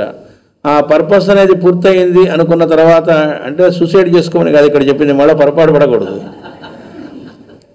అది చాలా డేంజర్. సూసైడ్ చేసుకుంటే వచ్చే జన్మల గురించి కూడా మాస్టర్ గారు చెప్పారు. ఆ తర్వాత అంధతమస్సులోకి అన్నారంటే చీకటి జన్మలు అన్నారు. అంటే అర్థం చీకటిలో జీవించే జీవాల్లాగా పుడతారట, పాములుగా మండగబ్బలుగా ఇలాంటి జన్మలు వస్తాయని ఎదుర్వేదంలో చెప్పారని మాస్టర్ గారు కోట్ చేసేలా చెప్పారు. అలాంటి శరీరాలు వస్తాయి, మనసు మాత్రం మానవుడిదే ఉంటుంది. అది ఇంకా మహాప్రమాదం. అంటే ఏంటంటే పూర్వజన్మ జ్ఞానం అంతా ఉంటుందని కాదు, కానీ మనస్సేమో మనిషిది ఉంటుంది, ఉండేదేమో జంతువుగా. అంటే చిన్న ఉదాహరణ కూడా చెప్పారు, కథలో వస్తుంది, కప్పలు కావమని చెప్పిస్తారు మనుషుల్ని. అవి కప్పలు అయిన తర్వాత దేవాలయంలో ఉంటుంటే వాడు ఒక పెద్ద వేద పండితుడు అక్కడ వేదం తప్పుగా చదువుతున్నారట. తప్పుగా చదువుతానంటే వీళ్ళు మాట్లాడుతున్నాడు, కానీ వీళ్ళు మాట్లాడి బెకబెక అని వాళ్ళకి. అలాగే కుక్క అనుకోండి, వాడు కుక్కలాగా వచ్చిందంటే మొరుగుతుందని మూతి మీద కొడతారట. వీడా చెప్పలేడు నేను మరి నాకు ఇవన్నీ తెలుసు అని, వీడి భాష వాడికి అర్థం కాదు, పీకుతారు. ఎందుకంటే సినిమా కాదు కదా, వాడు ఆ జంతువులా ఉండి కూడా మనుషులా మాట్లాడటానికి. అది విఠలాచార్య సినిమా అయితే అలాంటివన్నీ కుదురుతాయి, రియాలిటీలో అలా ఉండదు. అందువల్ల నానా సూసైడ్ చేసుకుంటే ఎవరు చేసుకున్నా ఏం చెప్పినా ఏ కారణంతో చేసుకున్నా జరిగేది ఇదే అని చెప్పారు. మొహమాటం ఏం లేదు. పైగా ఒకసారి కాదు ఆ పని చేసి, ఎందుకంటే ఈ దేహం మంది కాదు, మనకి ఇవ్వబడింది. ఎంతో రేర్ ఆపర్చునిటీ అని చెప్పారు, దుర్లభం అని చెప్పారు మానవ నరజన్మ అనేది. అంతేగాని మాస్టర్ గారు చెప్తారు అదేమి గొప్పదని కాదు, దుర్లభం అని తెలుసుకో, ఆచార్య పురుషుడు చెప్పింది అదే అని. కాబట్టి అలా దుర్లభమైన మానవ జన్మ నరజన్మ వచ్చిన తర్వాత అది ఎంతో అదృష్టంతో అది ఇచ్చినప్పుడు దాన్ని సద్వినియోగం చేసుకోమనిస్తే నువ్వు దాన్ని పాడు చేసుకొని సమస్యలు నువ్వు సృష్టించుకొని నా వల్ల కాలేదని సూసైడ్ చేసుకుంటే ఎట్లా? అయితే ఇక్కడ వాళ్ళది సూసైడ్ కాదు, ఇది వాళ్ళ కర్తవ్యాలని అయిపోయినాయి. అదేగా చెప్పింది, ఇంకా ఏం చేద్దామని ఇక్కడ ఉంటున్నావు అని ఆయన చెప్తేనే కదా బయలుదేరింది, విదురుడు చెప్తే. ఇది దేహత్యాగ విద్య అన్నారు. అంటే ఏంటంటే మాస్టర్ గారు ఇక్కడ వివరంగా ఇచ్చారు, వాళ్ళ కర్తవ్యం అయిపోయిన తర్వాత మరి ఏం చేయాలండి అంటే ఆయుష్ అనేది ఉంది కాబట్టి ఉన్నారు, ఓకే. అప్పుడు ఏం చేయాలంటే నెమ్మదిగా ఘన పదార్థాల నుంచి ద్రవ పదార్థాలకు ఎక్కువగా వెళ్ళారట. ఆహారం విషయంలో నెమ్మదిగా ఆహారం తగ్గించుకుంటూ వచ్చారట. అంటే శుష్కింపజేసుకోవడం కాదు, మళ్ళీ ఎండకట్టడం కూడా కాదు, అది దాన్ని రీప్లేస్ చేస్తూ వచ్చారు. నెక్స్ట్ ఇంకోటి ఏం చేస్తున్నారు ఇక్కడ, ఈ మిగతా విషయాల్లో పూసుకోవడం అనేది ఎక్కడా లేకుండా వాటన్నిటినీ నెమ్మదిగా వదిలిపెట్టడం, సంఘం అనేది లేకుండా. అంతకుముందు తప్పదు కాబట్టి కర్తవ్యంగా అన్నీ పట్టించుకొని తను చేయాలి. ఇప్పుడు పట్టించుకోకుండా ఉండడం అనేది అభ్యాసం చేయాలి అన్నారు. అంటే ఇంట్లో కోడలో కొడుకో వాళ్ళ పిల్లలు వాళ్ళ విషయాలు నిర్ణయాలు తీసుకుంటూ ఉంటే నన్ను అడగట్లేదని అడగటము, లేకపోతే వాళ్ళకి ఏదో సంపాదించాడనుకోండి వాళ్ళకి కావాల్సిన దానికి ఉపయోగించుకోవడానికి వాటిని ఇవ్వకుండా అట్లాగే పెట్టుకొని నన్ను సరిగ్గా చూసుకుంటారో లేదో కాబట్టి ఇది నా గుప్పెట్లో పెట్టుకుంటే అప్పుడు చూస్తూ ఉంటారు. ఇట్లాంటి కకృతి జీవితాలుగా కాకుండా అన్నీ వదిలిపెట్టగలగాలి అన్నారు. దేహత్యాగ విద్యలో భాగంగా చెప్పారు. ఆ తాళం చేతులు నా చేతులను పెట్టుకొని ఉంటాను అని కాకుండా నా కంట్రోల్లోనే ఉండాలి అనేటువంటి భావాల అదే ఆ బంధాల్లోంచి విడిపెట్ట అనేటువంటి చేయాలి.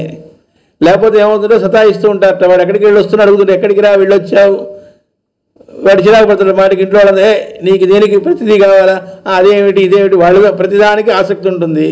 అదే పూర్వం అభ్యాసం, అది పోదు. వాళ్ళ తిట్టుకుంటూ ఉంటారట. మనసు మీద పడుకో మనసు వేసి పడుకో అంటారట. వెనక దొడ్లో ఎక్కడో కూర్చుంటే లేవలేడు ఇవన్నీ అడుగుతూ ఉంటాడు వాడు. కాబట్టి ఏంటంటే ఆసక్తుల్ని నెమ్మదిగా తగ్గించుకుంటూ రావటం అని. అప్పుడు కూడా న్యూస్ పేపర్ తీసుకొని లేకపోతే టీవీ పెట్టుకొని న్యూస్ ఏంటి, ఈసారి ప్రైమ్ మినిస్టర్ ఎవడవుతాడు, అసలు అదేమిటి ఇదేమిటి అంటే నువ్వు ఎప్పుడు ఉంటావు ఎప్పుడు పోతావు నీకే తెలియని పరిస్థితుల్లో కూడా ఇంకా అవన్నీ ఎందుకు పూసుకోవటం. వీలైనంత వరకు వచ్చిన రేర్ ఆపర్చునిటీ దాన్ని ఇంకా ఎలా సద్వినియోగం చేసుకుందాం అని అంటే ఇక్కడ చెబుతున్నారు. అందుకే ఇక్కడ ప్రతి లైను మళ్ళీ వివరించుకోవాలి, చాలా ఉంది, చక్కని చదువుకొని పోయేది కాదు. అక్కడ ఆ హిమవత్ పర్వత ప్రాంతంలో దక్షిణ భాగంలో మునుల వనం ఒకటి ఉందిట. సప్తర్షులకు సంతోషం కలిగించడం కోసం ఆకాశకంగా 7 పాయలై ప్రవహించిందిట. అలాంటి పుణ్యతీర్థం దగ్గర స్నానం చేశారు. తర్వాత శాస్త్రోక్తంగా హోమం చేశారు. జలములు ఆహారంగా కొంతకాలం ఉండి అంటే ఓన్లీ జలమే తీసుకుంటూ సకల కర్మలు విడిచిపెట్టాను. సకల కర్మలు విడిచిపెట్టడం అంటే మానసికంగా వాటి యందు ఆసక్తిని వదిలిపెట్టడము అని. విఘ్నములను కలగనీయక నిరాహారుడై ఆత్మయందు ఉపశాంతి పొందెను. అంటే గ్యాప్ లేకుండా విఘ్నాలేమీ లేకుండా నిరాహారుడై అంటే వేరే ఆహారం నిరాహారుడు అంటే కేవలం నోటితో తీసుకునేదే కాదు, మనస్సులో కూడా అటు పాలిటిక్స్ గురించో ఇప్పుడు మనకు అర్థమయ్యేట్టుగా చెప్పుకోవాలంటే లేదా స్పోర్ట్స్ గురించో. చూడండి మనం భాగవత సప్తాహానికి వచ్చామనుకోండి, కనీసం ఈ వారం రోజులైనా అవన్నీ వదిలిపోయేటట్టుగా అసలు వాటి గురించి చాటు కూడా రాకుండా మనం ఇక్కడ ఉండగలిగామనుకోండి, కొంతన్నా ఏదన్నా ఉపయోగం ఉంటుంది. ఇక్కడికి వచ్చాక కూడా ఫలానా ఐపీఎల్ మ్యాచ్ ఎవరికి ఏమైందో అని మనసులో వచ్చింది అనుకోండి, బ్రేక్ ఇవ్వగానే వెంటనే వెళ్ళి అసలు ఏమైంది అంటే కడుపుపోతూ ఉంటుంది అనమాట. ఏమైంది అంటే వీడి బుర్ర ఎక్కడ ఉంది, ఇక్కడ మన శరీరం ఎక్కడ బుర్ర అక్కడ ఉంటుంది అన్నమాట. దాంట్లో ఫలానా కాన్స్టిట్యున్సీలో మొన్న ఇంకా తేలలేదు, ఎవరికి ఇచ్చారు టికెట్, ఇంకా ఇక్కడికి రావడం వేస్ట్ అని అర్థం అన్నమాట. మనం అంటే ఇది విమర్శించుకోవడానికి చెప్పేది కాదు, అంటే ఎలా ఉండాలని చెప్పడానికి. అట్లాగే ఇక్కడ సకల కర్మల నుంచి విడిచిపెట్టడం, విఘ్నాలు లేకుండా, అదంతా ఆహారమే. ఆహారం అంటే కంటి ద్వారా తీసుకునేది ఆహారమే, చెవి ద్వారా తీసుకునేది ఆహారమే, ఒక నోటితో తీసుకునేది ఆహారం అని కాదు. నిరాహారుడే అంటే ఇంకా ఏ రకమైనటువంటి అదుపు సంజయుడి ద్వారా రోజు తెలుసుకునేవాడు అన్నారు కదా, వార్తలు ఏమిటి అని. ఇంకా ఆ వార్త అంటే అదే తెలుసుకుందాం, ప్రతి విషయాలు నాకు తెలుసుకోవాలి. చూడండి కొంతమంది ఏం చేస్తారంటే ఏజ్డ్ వాళ్ళు ఎవరు వచ్చినా తను అంతకుముందు ఏమేమి చేశాడో ఘనకార్యాలు లేకపోతే అవన్నీ వాడికి ఇంట్రెస్ట్ ఉన్నా లేకపోయినా కూర్చోబెట్టి వాడేదో పొరపాటున ఎత్తాడనుకోండి, అమ్మ అయిపోయాడని మనసులో అనుకుంటుంటాడు.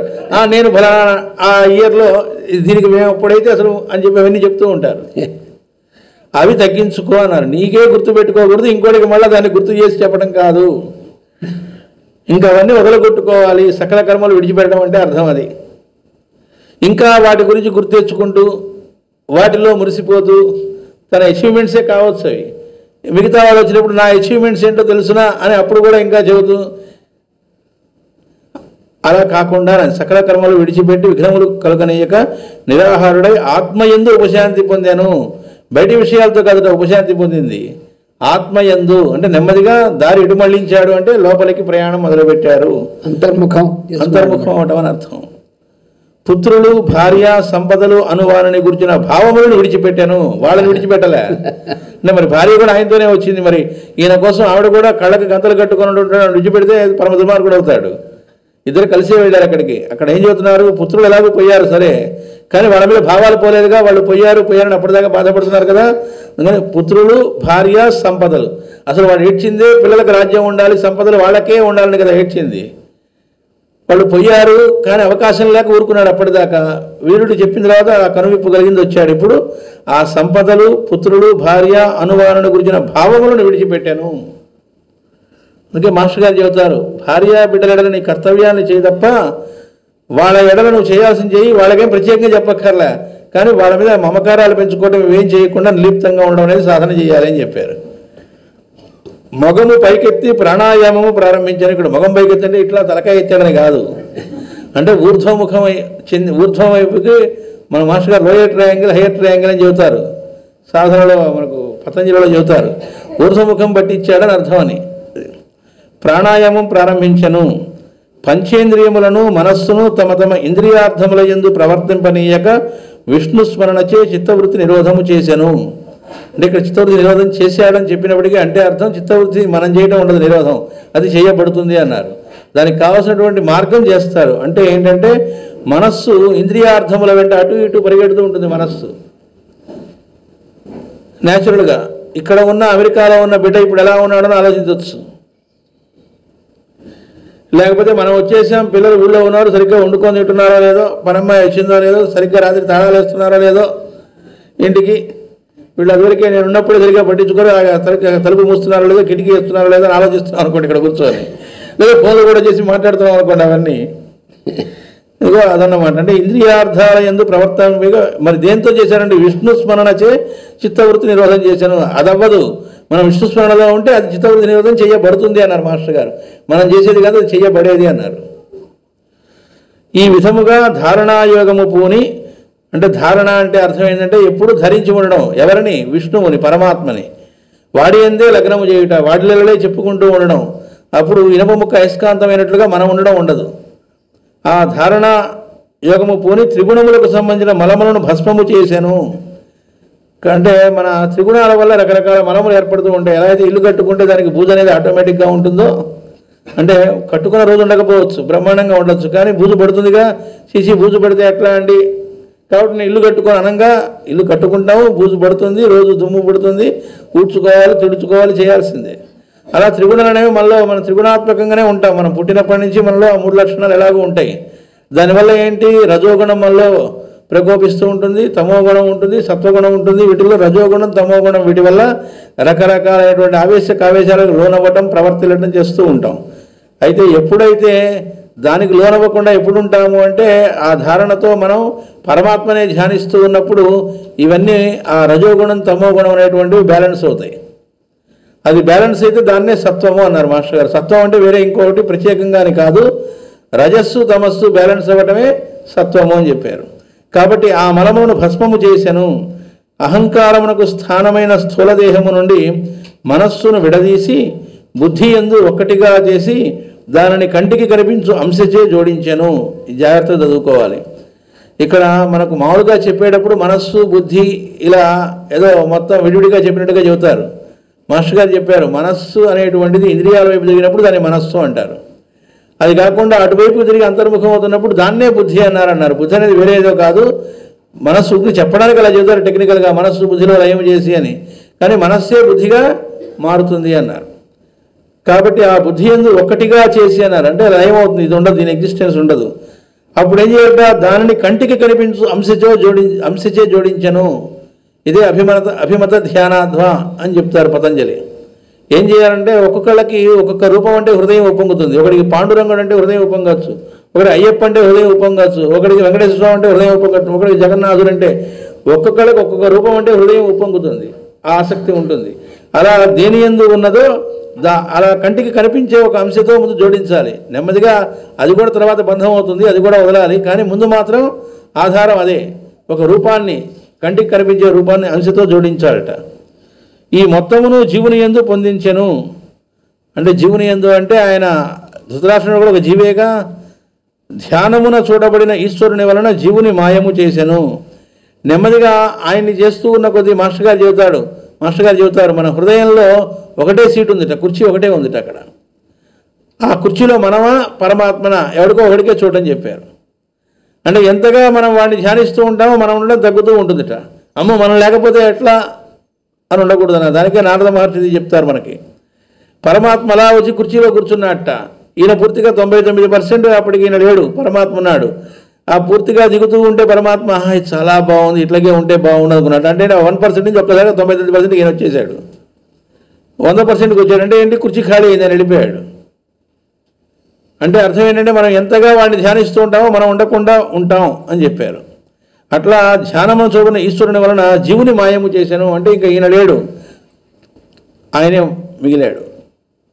విష్ణువును ధ్యానము చేయగా జీవుడున్న చోట విష్ణుడుండెను. దీనే విష్ణు చిత్తుడు అన్నారు మాస్టర్ గారు. విష్ణు చిత్తుడు గురించి చెబుతూ విష్ణువే చిత్తముగా కలవాడు అంటే తన చిత్తం అంటూ తన ఆలోచన అంటూ వేరే ఏం లేదు. గోపికలు కూడా అదేగా, వాళ్ళకి ఇళ్ళున్నాయి, భార్య బిడ్డలు ఉన్నారు, కుటుంబాలు అన్నీ ఉన్నా అవన్నీ నడుస్తూ ఉన్నప్పటికీ వాటి మీద చూపు లేదు. వాళ్ళకి మాత్రం మిగిలింది ఏమిటి అంటే కృష్ణుడు మాత్రమే మిగిలాడు. మనకు పురాణ పురుషుల్లో కూడా కృష్ణుడు పుట్టడానికి ముందు నారదుడే ఉపదేశిస్తే సాధన చేస్తారు దేవకి వసుదేవులు. చేస్తూ ఉన్నప్పుడు వాళ్ళకి పగలు రాత్రి ఎప్పుడైందో కూడా తెలియకుండా అవుతుంది. ఉన్నట్టుండి ఒక్కోసారి మెలుకునే ఉంటారు. ఉన్నట్టుండి ఒక్కసారిగా ఆ ధ్యాన స్థితిలో నుంచి బయటకు వస్తారట. వచ్చేటప్పటికి ఇది పగలా రాత్రి అని చూడటం, స్నానం చేసామా లేదా అని అద్దం చూసుకుంటే బొట్టు చక్కగా దిద్దబడుతుట, అంటే అన్నీ జరిగినాయి కానీ వాటి మీద చూపు లేదు. వాళ్ళ స్థితి ఎక్కడుంది అంటే పరమాత్మ మీద ఉంది. అది ఇక్కడ చెప్పింది. వెలుపలి ఆకాశముతో శరీరములోని ఆకాశము కలిపెను.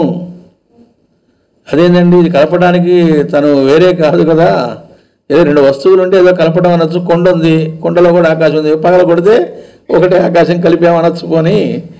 కానీ ఇదేమిటంటే భావనతో తాను వేరేగా ఉన్నాను ఎగ్జిస్టెన్స్తో అనే భావనని ఆయనలో నుంచి తొలగించుకున్నాడు అని అర్థం. తన అస్తిత్వమును దానికి ఆధారమైన బ్రహ్మయందు నిలిపాను. నేను వేరే ఉన్నాను అనేటువంటి భావన మనకు ఉన్నది కదా. మాస్టర్ గారు చెబుతారు, mineral Kingdom, plant Kingdom, animal Kingdom, human Kingdom అని చెప్పి మన ప్రజ్ఞ కాన్షియస్నెస్ అనేటువంటిది ఎవల్యూషన్లో ఎలా పరిణమిస్తూ ఉంటుంది అనేది చెబుతూ మినరల్ కింగ్డమ్ అనేటువంటి దానిలో నిద్రిస్తూ ఉంటుంది అన్నారు. అక్కడ లేదనుకోవద్దు అన్నారు. ఒక రాయిని చూసి దానిలో జీవం లేదు, ప్రాణం లేదనుకోవాకు, అక్కడ జీవి దానిలో కూడా ఉన్నాడు కానీ నిద్రిస్తూ ఉన్నట్ట. అక్కడి నుంచి ప్లాంట్ కింగ్డమ్లోకి వచ్చేటప్పటికి నిద్రలో నుంచి స్వప్నం అనే స్థితిలోకి వచ్చారు. డ్రీమీ స్టేట్ అన్నారు. స్వప్నంలో మనం ఉన్నామా లేవా? ఉన్నాం కాబట్టే స్వప్నం అయిన తర్వాత కూడా అక్కడ గుర్తొస్తుంది మనకి. అప్పుడు అక్కడ అనుభవిస్తుంది నిజమా కదా, ఆ కాసేపు నిజమే. అందుకే బయటకు వచ్చాక కూడా కళ్ళలోంచి భయంకరమైనది చెమటలు పడుతున్నాయి. అది సంతోషం అయితే కూడా మనం నలుగురికి చెప్పుకోం, నాకు భలే మంచి కళ వచ్చిందండి చాలామందికి చెప్పుకుంటాం, ఫోన్లు చేసేలా చెబుతాం. అంటే అర్థం ఏంటి, అది అప్పుడు నిజమేగా. కాబట్టి అలాంటి స్థితిలో ఉంటాయిట చెట్లు ఇలాంటివన్నీ కూడా. ప్లాంట్ కింగ్డమ్ ప్రజ్ఞ. యానిమల్ కింగ్డమ్లోకి వచ్చేప్పటికి మెలకువ వచ్చి ఉంటుందిట. వాటికి మెలకువ వచ్చిందిగా, యానిమల్స్ తిరుగుతున్నాయిగా, ప్రజ్ఞ ఉందిగా, దానికి అవేకనింగ్ స్టేట్ అన్నారు. మరి నరజన్మకు వచ్చేటప్పటికి మనకు మెలకువతో పాటు ఇంకొకటి ఉంది ఎక్స్ట్రా అన్నారు మాస్టర్ గారు. ఏమిటంటే నేను ఉన్నాను అనే ఎగ్జిస్టెన్స్ ఫీలింగ్ మనం ఫీల్ అవుతాం. ఒక కుక్కో ఇంకోటో అది ఉంటుంది కానీ నేను కుక్కని, అది కుక్కని పేరు మనం పెట్టాం సరే, నేను ఒక జీవిని, నేనున్నాను అనేటువంటి ఫీలింగ్ ఏదైతే ఉందో మనకి, ఆ అయామ్నెస్ అంటారు, చిన్న అయామ్ అని చెబుతారు, అది మనకుంది కానీ వాటికి లేదు. అది కూడా మనకుంది. ఇక్కడ ఏం చేస్తున్నారట, తన అస్తిత్వమును దానికి ఆధారమైన బ్రహ్మయందు నిలిపెను. ఇలా నేనున్నాను అనే ఫీలింగ్ ఏదైతే ఉందో ఈ అస్తిత్వం దాన్ని ఆధారమైన బ్రహ్మయందు నిలిపాను. అంటే ఈ చిన్న నేను పెద్ద నేనులో కలవటం అన్నారు దీన్నే మాస్టర్ గారు. దీనికి మనోహృది నిరుధ్యచ అని చెప్పారు భగవద్గీతలో కూడా. అంటే మనస్సును హృదయముందు నిలుపుట. ఎందుకంటే మనస్సులోనేమో జీవుడు ఉన్నాడని చెప్పారు మాస్టర్ గారు, హృదయంలో ఉన్నది దేవుడు అన్నారు. శ్వాస ప్రాణాయామం అని చెప్పారు కదా, శ్వాసని గమనించడం ద్వారా ఏం జరుగుతుంది అంటే నెమ్మదిగా ఆ శ్వాస అనేటువంటి దాని వల్ల కదా గుండె కొట్టుకుంటుంది హృదయం. అంటే దానికి కొట్టుకోవడానికి ఆధారం గుండె కొట్టుకుంటుంది అనకూడదు, దానికి ఆధారమే హృదయ కేంద్రం. అదే పరమాత్మ స్థానం, ప్రేమకు చిహ్నం అన్నారు, అది ప్రేమస్వరూపుడు. కాబట్టి నెమ్మదిగా హృదయాన్ని గమనించడం వస్తుంది అన్నారు. రోజు అలా కాసేపు శ్వాసని గమనించడం వలన జరిగేది ఏమిటి అంటే ఈ మనస్సుకు అలవాటు చేయటంట. దేన్ని? హృదయాన్ని గమనించటం. ఇది ఇనప ముక్క మనస్సు అనేది, హృదయం అనేది అయస్కాంతం. ఈ ఇనప ముక్కని రోజు అభ్యాసం అయస్కాంతంతో చేయించడం, శ్వాసని గమనించడం అంటే దానివల్ల నెమ్మదిగా ఏం జరుగుతుంది, ఇనప ముక్క అయస్కాంతం అవుతుంది అన్నారు. అంటే జీవుడు దేవుడు అవ్వటం అన్నారు. దీన్ని ఇక్కడ పెట్టడం వల్ల అది స్థిరంగా జరగాలి అన్నారు. అంటే కాసేపు ఉండి పోయేట్టుగా కాకుండా దాన్నే స్థిర సుఖమాసనం అని కూడా చెప్పారు మనకి. ఆసనం అంటే మనకు మామూలుగా ఈ మాస్టర్ గారే చెప్పారు పతంజలిలో సూత్రాల్లో ఆ స్థిర సుఖమాసనం అన్నటువంటి సూత్రానికి బయట చాలామంది నీకు సుఖంగా ఉండేటువంటిది చక్కటి ఆసనం, స్థిరంగా కదలకుండా అటు ఇటు ఇదవ్వకుండా నువ్వు బ్యాలెన్స్ తప్పకుండా ఉండే ఆసనం వేసుకొని కూర్చోవాలని వ్యాఖ్యానం చేశారు. మాస్టర్ గారు చెప్పారు ఏ ఆసనాల గురించి పతంజలి చెప్పలేదు.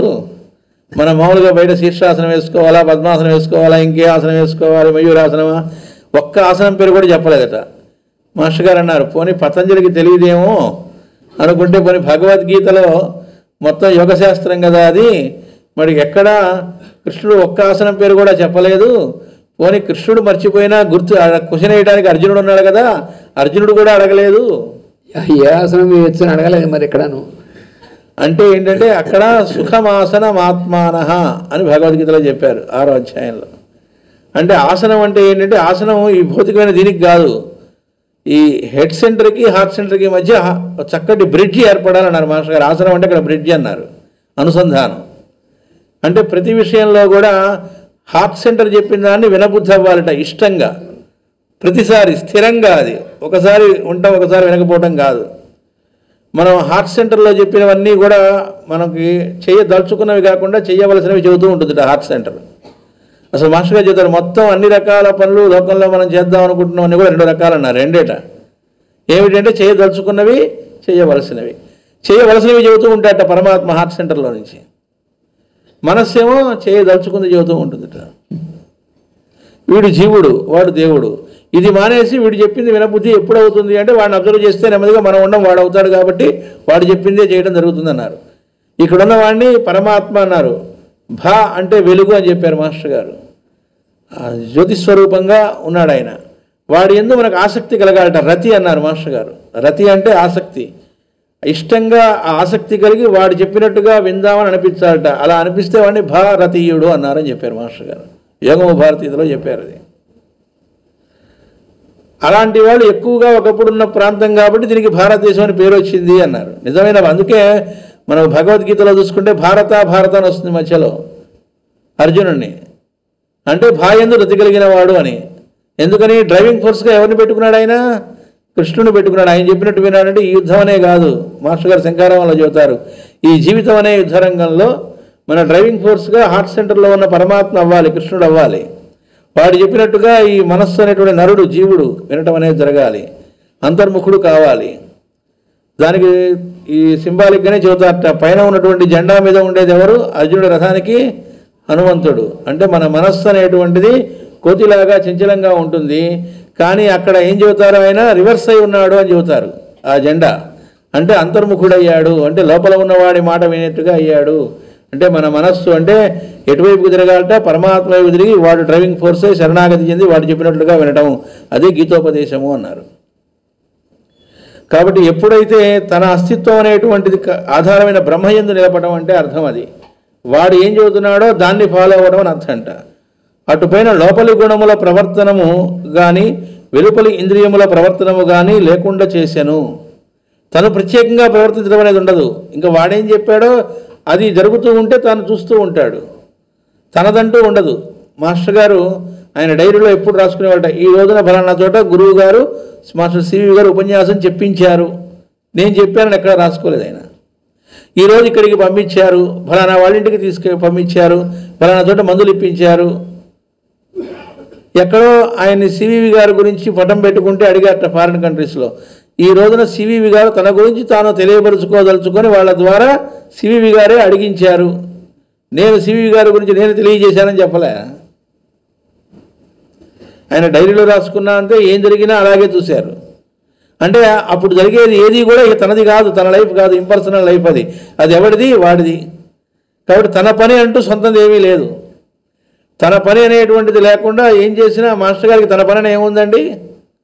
నిద్ర లేచినప్పటి నుంచి రాత్రి దాకా ఆయనకు ఫోన్లు వస్తున్నాయండి, మందులు ఇస్తూ ఉంటారండి, లేకపోతే కూర్చొని మందులు ఇస్తుంటారండి. ఆ మందులు ఇవ్వటం అనేటువంటిది ఎవరి కోసం ఇస్తున్నారు ఆయన? ఎవరికి దానివల్ల తనకు జీవితం అది, ఇంకోళ్ళకి ఉపయోగపడటమే జీవితముగా, లేదా ఇంకోళ్ళు ఎవరు సమస్య ఇచ్చి సలహా అడిగారు, లేదా ఇంకోళ్ళు వచ్చి ఇంకేదో అడిగారు, వాళ్ళకి కావాల్సినవి చేసి పెట్టడం అంటే అది తన లైఫా? ఇంకొకళ్ళ కోసం జీవించడం అనే లైఫ్. అంటే అది కూడా ఎట్లా, ఎప్పుడు చేయగలరా పని? అంతర్యామి సేవగా వాళ్ళలో ఉన్నట్టు గురువునో లేదా పరమాత్మనో దర్శించి వాడికి ఆరాధనగా చేయడం అనేట్లుగా జీవించడం అన్నప్పుడు అది ఇంపర్సనల్ లైఫ్ అన్నారు. దాన్నే రెండవ జన్మకి వెళ్ళడం అన్నారు మాస్టర్ గారు. ద్విజన్మ అన్నారు, వాడిని ద్విజుడు అన్నారు. అంటే పర్సనల్ లైఫ్లో నుంచి ఇంపర్సనల్ లైఫ్లోకి వెళ్ళడం అన్నారు. కాబట్టి అప్పుడు ఏం జరుగుతుంది? ఈ లోపలి వెలుపలి ఇంద్రియ ప్రవర్తనలు కానీ లేకుండా చేశాను. మాయా త్రిగుణములు వాని వాసనలను నిర్మూలనము చేశాను. అంటే మాయ అనేది ప్రసరిస్తుంది కదా, ఇంకప్పుడు ఉండదు మాయ. ఎందుకు ఉండదు? నిర్మూలించడం అంటే ఎలా చేయగలరు అంటే, పరమాత్మే ఉన్నప్పుడు మనం లేనప్పుడు మాయ పనిచేయడం అనేది ఉండదు. మాస్టర్ గారు చెబుతారు, ఎవరైతే సమర్పణ బుద్ధితో సకలము సమర్పించి జీవిస్తారో వాళ్ళ మీద ఏ మాయలు పనిచేయవు అన్నారు. భగవద్గీతలో శ్లోకంలో కూడా ఈ విషయాన్ని స్పష్టంగా చెప్పాడు. మాయకి తనకి ఏమైనా సంబంధం ఏమిటి? దైవీ హేషా గుణమయి మమ మాయా దురత్యయ, ఎవ్వరూ దాటడానికి సాధ్యం కాదు అని మొట్టమొదటి వాక్యాన్ని చెప్పాడు. ఎందుకంటే దైవీ, ఆ మాయ కూడా నాకు సంబంధించిందే, అందుకని దురత్యయ. అయితే మామేవ ఏ ప్రపద్యంతే మాయాం ఏతాం తరంతితే అని రెండో వాక్యాలు చెప్పాడు. ఎవరైతే నన్ను పూర్తిగా శరణు వేడి నాకు సమర్పణ చెందుతారో వాళ్ళు మాత్రం ఈ మాయకు లోబడి ఉండక్కర్లేదు, దాన్ని తరిస్తారు అన్నాడు. అదే శ్లోకం ఇచ్చాడు. అర్థం కాకపోవడానికి ఏం లేదు అందులో. అంటే ఏంటి? పూర్తిగా భగవదర్పణమైనటువంటి విధంగా అన్ని విధాల ఉన్నటువంటి వాడి మాయ ప్రసరించదు, అవసరం లేదు. ఎందుకంటే వాడు భగవదర్పణం అయిపోయింది. ఆ భగవదర్పణం అయిపోవడం ఎలాగంటే ఇంకో శ్లోకంలో చెప్పాడు, యత్ కరోషి యదస్నాసి యజ్జుహోసి తదాసి సర్వభావేన. అది అన్ని విధాలుగా నువ్వు ఏ పని చేస్తున్నా సరే నాకు సమర్పణ చెయ్యి. ఆ సమర్పణ చేయడం అనేటువంటిది అంటే అర్థం ఏంటి? ఇది నాది అనేటువంటి భావన, అది పూర్తిగా సరెండర్ అయిపోవాలి. ఇది నా కోసం చేసుకుంటున్నాను నాది అన్నప్పుడు అది నీదే అవుతుంది. అప్పుడు మాయ వాడికి ప్రసరిస్తుంది. కాదు, పూర్తిగా ఇది భగవంతుడిది, ఆయన సంబంధించింది అని చేసినట్టు తిప్పితే అన్నీ ఇంకా తందండి అని లేకుండా అప్పుడు మాయవాడికి ప్రసరించ అనేటువంటిది ఉండదు. కానీ మాయ మాత్రం భగవంతుడికి సంబంధించిందే, భగవంతుడు వేరు మాయ వేరు అని అనుకోకూడదు, అజ్ఞానం అది. ఇవన్నీ స్పష్టంగా చెప్పినటువంటిది భగవద్గీతలో. ఇక్కడ ఇంకోటి ఏంటంటే సర్వభావేన అన్నారు. అందుకే మాస్టర్ గారు తోటి చెబుతారు, ఏమంటే సరెండర్ అనేది ఎమోషనలా, ఫిజికలా, మెంటలా అంటే అన్నీను అన్నారు. All levels.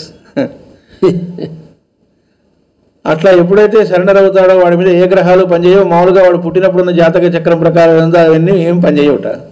అక్కడికి పనిచేయడానికి ఏమి ఉండవు. గ్రహాలని ఎవడి అనుగ్రహం కోసం ఎదురు చూస్తుంటాయో వాడి అనుగ్రహం కలిగి వాడిగా అయిన తర్వాత ఇంకేముంది. కాబట్టి ఇవేం పనిచేయడం ఉండదు. అప్పుడు మాస్టర్ గారి జాతకం చూసి కొంతమంది, ఏమండి మీ జాతకం ప్రకారం చూస్తే మీరు ఇంత వాళ్ళు అవ్వడానికి వీల్లేదే అన్నారట. ఇంత వాళ్ళు అయినా మీరే ఒప్పుకుంటున్నారు కదా, ఏమో లేండి కలియుగం కదా గ్రహాలు నెమ్ముకున్నాయేమో. అంటే సమర్పణ చెంది గురువుకు జీవిస్తూ ఉన్నప్పుడు ఏం జరుగుతుంది అనేటువంటిది ఒక యాంగిల్.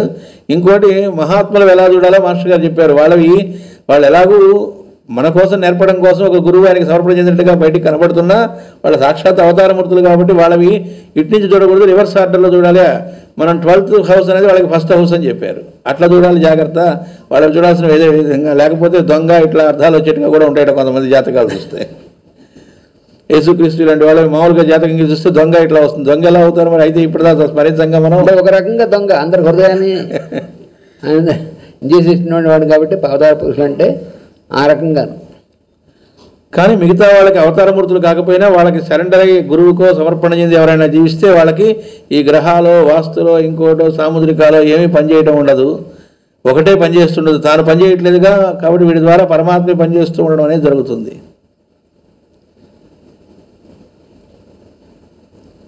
ఇంద్రియములు నిర్వహింపబడెను, సమస్త ఆహారము విడిచి మ్రోడు వలె నుండిపోయెను. ఇది కూడా మళ్ళీ జాగ్రత్త అర్థం చేసుకోవాలి. అంటే ఎండిపోయి ఎండుగట్టెలాగా అయ్యాడని కాదు. ఇక్కడ మళ్ళీ ఇందా చెప్పినట్టు సమస్త ఆహారము అంటే ఎటు నుంచి ఏది ఏదో తెలుసుకోవాలి, ఇంకేదో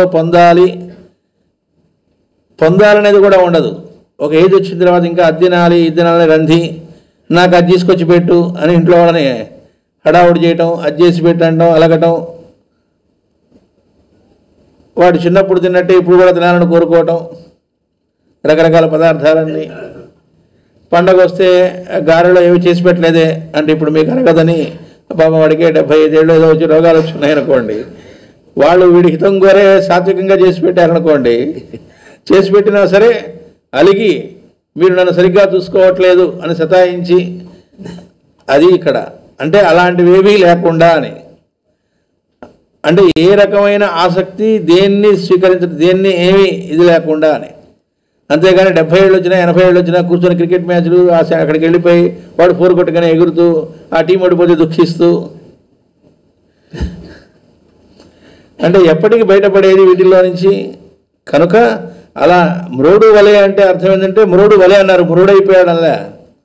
అట్లా ఆ మ్రోడులాగా అంటే దాని ఎడల ఎక్కడ ఆసక్తి లేకుండా ఏ రకంగాను అని అర్థం. యోగ మార్గమున దేహము పరిత్యాగము చేయుట మానవుడు నేర్వగలిగిన విద్యలలో ఉత్తమోత్తమము అంటున్నారు.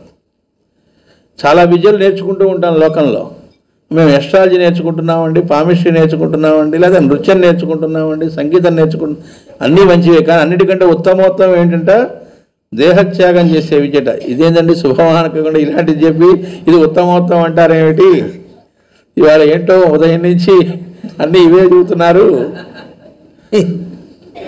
పైగా ఏదో భాగవత సప్తాహం అంటే వస్తే పుణ్యం వస్తుందని అలాంటి ఘట్టాలు ఏదో చెబుతారని వస్తే, శుభమాన్ వస్తే ఇవి చెబితే ఎట్లండి? భాగవతమున ప్రధానమగు పరీక్షిత్తు కథకు కూడా పర్యవసానం ఇది. వెంటనే ఈ డౌట్ వస్తే నెక్స్ట్ వాక్యమే ఇచ్చారు. అసలు భాగవతం అనేది ఎట్లా పుట్టింది అంటే, పరీక్షిత్తు అనేటువంటి వాడు నేను పోతున్నాను అనుకున్నటువంటి వాడు దేహాన్ని వదిలాడు, పోలేదు అని చెప్పారు. అసలు ఆ కథకు పర్యవసానం ఇదే. భాగవతం ప్రధానంగా మృత్యువును సంఘటనను ఏ విధముగా అర్థము చేసుకుని వినియోగించుకొనును అను అంశమును బట్టియే శాశ్వత దివ్య జీవనమును సాధించుట సాధింపలేకపోవటాలను ఏర్పడును. పురుషమేధంలో కూడా మాస్టర్ గారు ముందు మాటలో ఇచ్చారు. మృత్యు అనేటువంటి దాన్ని ఎట్లా చూస్తారో రకరకాల వాళ్ళు, దాన్ని ఎలా సద్వినియోగపరుస్తారు, అదంతా ఈ గ్రంథంలో ఇవ్వబడింది అని చెప్పారు మనం చదువుకున్న పురుషమేధంలో. ఇక్కడ ఏం చెబుతున్నారు, దాన్ని ఎట్లా సద్వినియోగం చేసుకుంటాం అర్థం చేసుకొని అనే దాన్ని బట్టే శాశ్వత దివ్య జీవనము సాధించుట సాధించలేకపోవుట అనేది దాని మీద ఆధారపడి ఉంది అని చెబుతున్నారు. ఇంకా చెబుతున్నారు, ప్రాచీన కాలమున నియమబద్ధమైన వ్యక్తిగత జీవితం ఉంది, ఇది కూడా ఒక ముఖ్యాంశము. అంటే లైఫ్ స్టైల్లోనే ఆటోమేటిక్గా వాటిల్లో ప్రాచీనంలో ఇది కూడా ఆటోమేటిక్గా ఉండేది ఈ విద్య గురించి కూడా. అంటే అందరూ ఆ విద్య నేర్వటం అంటే ఆ రకంగా దేహాన్ని వదలటం అనేటువంటిది ఎవరు ఫలానాయం చేసేటని ప్రత్యేకంగా చెప్పుకోవడం కాదు, అందరూ అదే రకంగా ఉండేవాళ్ళట అప్పుడు మెజారిటీ. భాగవతోత్తములైన రాజులు ఋషులు ఈ విధముననే దేహము విడుదల సర్వసామాన్యము. మనం కథల్లో కూడా వింటూ ఉంటాం, ఆయన పెద్దవాడైన తర్వాత పిల్లలకి రాజ్యం అవి చెప్పి అడవులకు పోయాను అంటారు. అంటే అడవులకు పోవడం అంటే ఏంటంటే వనవాసం అంటే వానప్రస్థాశ్రమంకి వెళ్ళాడని అర్థం. ఇప్పుడు అడవులకు పోవక్కర్లే, ఇంట్లోనే ఉండొచ్చు. కానీ వానప్రస్థాశ్రమం అని చెప్పింది ఏదైతే ఉందో అది మానసికంగా ఆ రకమైన స్థితిలోకి వెళ్ళాలి అని అర్థం. ఇప్పుడు అడవుల్లోకి వెళ్ళడానికి అనుమతి ఇవ్వరు, అక్కడికి వెళ్ళి వీడు కొత్తగా నేను ఒక విల్లా కట్టుకుంటా అంటే కుదరవు. ఏమన్నా అప్పుడు కూడా అక్కడ విల్లా కట్టుకునే ఉపయోగం ఏముంది? మళ్ళీ సకల సౌకర్యాలతో కావాలండి, రిసార్ట్ లాగా అన్నమాట కట్టుకోవాలండి, ఏసీ ఆశ్రమం.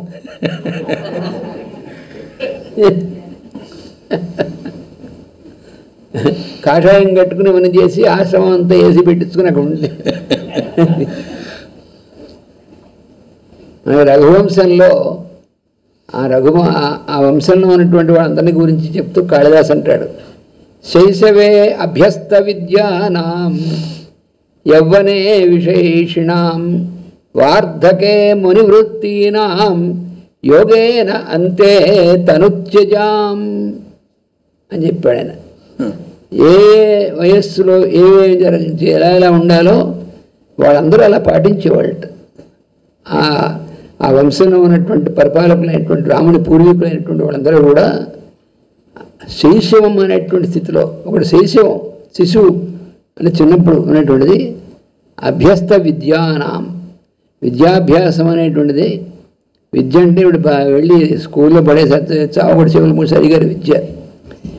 వాడి విద్య అనేటువంటిది ఏమిటో అప్పటి నుంచి కూడా శేషవారి నుంచి. తర్వాత యవ్వనం వచ్చినటువంటిది. యవ్వనం వచ్చిన తర్వాత విషయేషిణాం, అప్పుడు విషయ సుఖాలు వాడినట్టు అనుభవించవచ్చు, ఏం పొరపాటు లేదు, తప్పలేదు. కానీ దానికి ఉన్నటువంటి పరిమితి తెలుసుకొని దాని ప్రకారం ధర్మం ప్రకారం చేస్తారు. తర్వాత వృద్ధాప్యం వస్తుంది. వార్ధకే మునివృత్తీనాం, అప్పుడు వీటన్నిటినీ కూడా అప్పచెప్పి వాళ్ళు మౌనంతో ఉండి, మౌనం అంటే మాట్లాడకుండా ఉండని కాదు, వాళ్ళ మనస్సు స్థిరంగా ఉండి వాళ్ళు చక్కగా ఒక తపశ్చర్యలు వాడుతూ ఉంటారు. మాట్లాడవలసిన మాట్లాడటమే మౌనం అన్నారు మాస్టర్ గారు. ఇంక చివరికి అంతే అంటే చివరికి యోగేన తనుత్యజాం, శరీరం వాడికి ఏదో జబ్బు చేసి వాడు కోమా వచ్చి ఐసీయూలో పోయేది కాదు. వాడు చక్కగా యోగ మార్గంలో తన శరీరాన్ని వాడంతటా వాడు వదిలేయడం. అది అంటే ది ఆర్ట్ ఆఫ్ డయింగ్ అని మాస్టర్ గారు లెక్చర్ ఒకటి ఉంది అక్కడ యూరోప్లో ఇచ్చినటువంటిది. ఆర్ట్ ఆఫ్ డయింగ్ ఆర్ట్ ఏమిటండి అని అనిపిస్తుంది. ఇది ఇక్కడ ఇది చనిపోవడం ఆర్ట్ అండి అని, ఆర్ట్ ఆఫ్ డయింగ్ చాలా అద్భుతమైన లెక్చర్ అది. అంటే వాళ్ళు అసలు మనం మృత్యువుని దాన్ని ఎలా అర్థం చేసుకోవాలి, దానికి రెడీ అవ్వాలంటే అర్థం వీడు పుట్టినప్పటి నుంచి ఇక మనం పోతాం అది కాదు అర్థం. వీడి కర్తవ్యాలని ఆచరిస్తూ ఉండాలి, కానీ ఏ రకమైన యాటిట్యూడ్ ఉండాలో ఇచ్చారు అందులో దాని గురించి. మానవునకు ఒక్కొక్క జన్మలో చేయవలసిన ప్రధాన కార్యక్రమం ఒక్కొక్కటి ఉండును. దానిని తెలుసుకుని వివేకము కలిగి అది పూర్తి అయిన వెంటనే ఆహారమును క్రమముగా తగ్గించుకొనుట, అంటే భౌతికమైన ఆహారాన్ని తగ్గించుకోవడం, ఇదిగో ఈ ఆహారం అంటే రకరకాల విషయాలను పూసుకోవడం కాకుండా నెమ్మదిగా వాటి నుంచి సడలించుకోవటము అని. ఇతరులతో గల తాపత్రయమును క్రమముగా ఉపసంహరించుకొనుట, తాపత్రయాలు రకరకాలుగా బిడ్డల మీదో, భార్య మీదో, ఇంకోళ్ళ మీదో, ఒక్కోసారి వస్తువుల మీద కూడా ఉండొచ్చు, ఏదైనా కావచ్చు తాపత్రయం. ఏవైతే ఉన్నాయో ఆ తాపత్రయాల్ని ఉపసంహరించుకొనుట అన్నారు. బలవంతంగా విత్డ్రా చేసుకోవటం అన్నారు. జాగ్రత్తగా ఆ పదాన్ని మాస్టర్ గారు ఇచ్చింది మనం అక్కడ గమనించుకోవాలి. దాని యందు మనస్సు వెనక్కి మళ్ళీ చేసుకోవాలి, కానీ బలవంతాన్ని కట్ చేసుకుంటే ఏమవుతుంటే నువ్వు కట్ చేస్తే అది దూరంగా ఉంటుంది, కానీ మనసు దాని యందు ఇంకా ఎక్కువగా స్మరిస్తాడు. మనకు పూర్వం బాల్పెన్లలో ముందు వైపు వచ్చిన స్ప్రింగ్ పెట్టేవాళ్ళు. ఆ స్ప్రింగ్ మాస్టర్ గారు దాన్ని చెప్పారు, స్ప్రింగ్ని ఇలా గట్టిగా అదుపు పెట్టామనుకోండి, అదుపు పెట్టి మళ్ళీ తీస్తే ఏమవుతుంది, ఒక్కసారిగా ఇంకా పైకి. అట్లా బలవంతంగా నువ్వు చేస్తే ఇంకా మానసికంగా ఇంకా ఎక్కువగా దాన్ని ఇది చేస్తామన్నారు. అందుకని ఇక్కడ చెప్పింది అది కాదు, విత్డ్రా చేసుకోవటం దాన్ని. అంటే సహజంగానే ఆ విషయాల్లో నుంచి, తాపత్రయాల నుంచి బయటపడటం అనేటువంటి సాధన చేసుకోవటం. అది ఎలా వస్తుంది అది కూడా చెప్పారు మాస్టర్ గారు. అది ఆల్రెడీ విత్డ్రా చేసుకున్న వాళ్ళ చరిత్రలు చదువుకోవటం, అలాంటి వాళ్ళని తోటి సాంగత్యం వల్ల మాత్రమే వస్తుందన్నారు. ఇంకో రకంగా రాదు. అంటే వాళ్ళంటి వాళ్ళని మనం చూస్తున్నాం అనుకోండి, ఓహో వాళ్ళు చూడు ఎలా ఉన్నారో, మనం కూడా ఇది నేర్చుకోవాలి. అలాగే అలాంటి ఘట్టాలు ఉన్నటువంటి మహాత్ముల జీవిత చరిత్రలు చదువుకుంటాం అనుకోండి, అప్పుడు మనకు ఇది పాసిబులే, వాళ్ళు కూడా ఉన్నారు కాబట్టి మనం కూడా ఉండొచ్చు అనేటువంటిది ముందు ఒక ధైర్యము, ఒక ఉత్సాహం వాటి ఎందుకు కలగటం.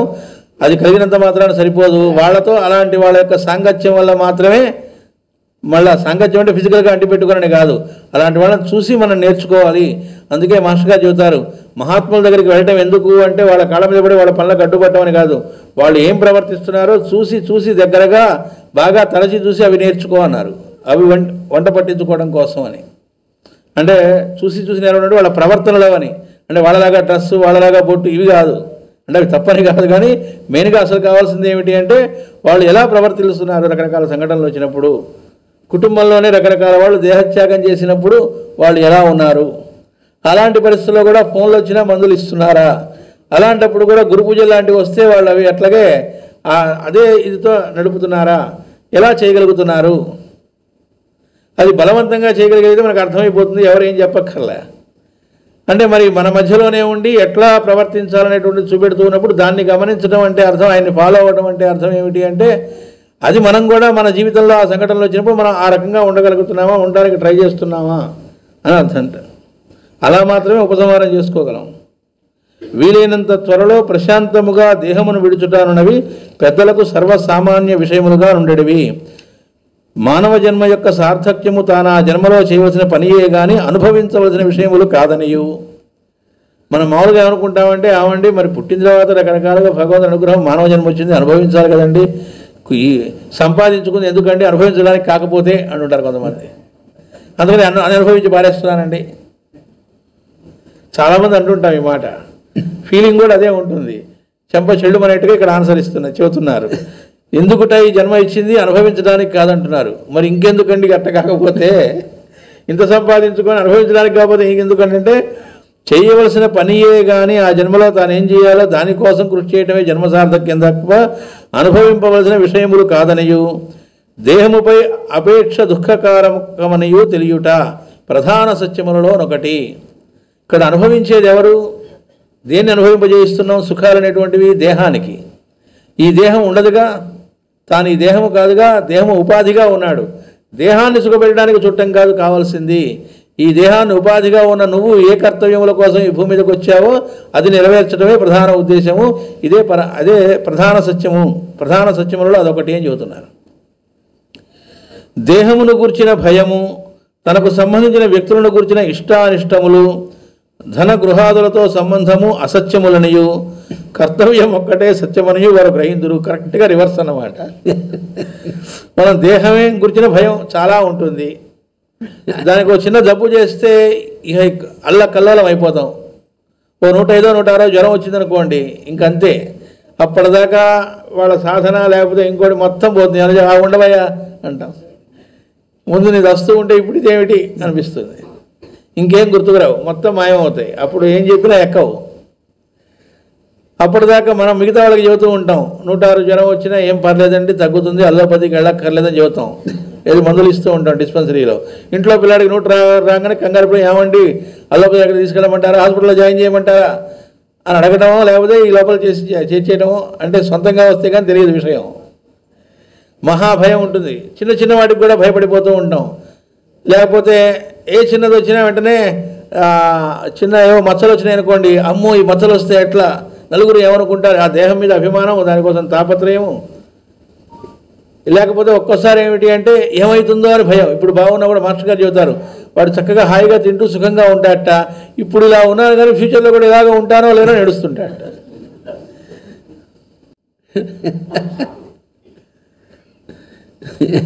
వాడు ఒక చోట మాస్టర్ చెప్తారు, చక్కగా అన్నీ రుచిగా అన్నీ చేసి అన్నీ నుంచి చక్కగా తినడానికి పెడితే వాడు నిజంగా పుట్టి పెట్టిన వాడైతే చక్కగా దాన్ని ఆస్వాదిస్తూ వాడు తింటాడు. తర్వాత కొంచెం ఆలోచించకుండా.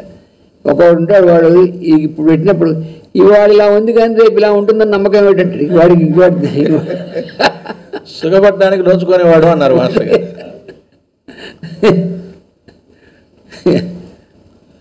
తనకు సంబంధించిన వ్యక్తులను గురించిన ఇష్టాయిష్టములు, ధన గృహాదులతో సంబంధము అసత్యములనియు తెలుసుకుంటారన్నారు. ఇక్కడ మనం అసత్యం అనుకోగా అదే అసలైన సత్యం.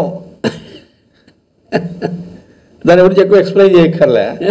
కానీ అది ఏం చెబుతున్నారు, అసత్యము అని చెబుతున్నారంటే దాన్ని మనం ధ్యానం చేయాలి. నెమ్మదిగా ధ్యానం చేసుకుంటే అప్పుడు అంటే ఇష్టము అయిష్టము అనేది మనం ఏదైతే అనుకుంటున్నామో ఈ రెండు వదలగలగాలి.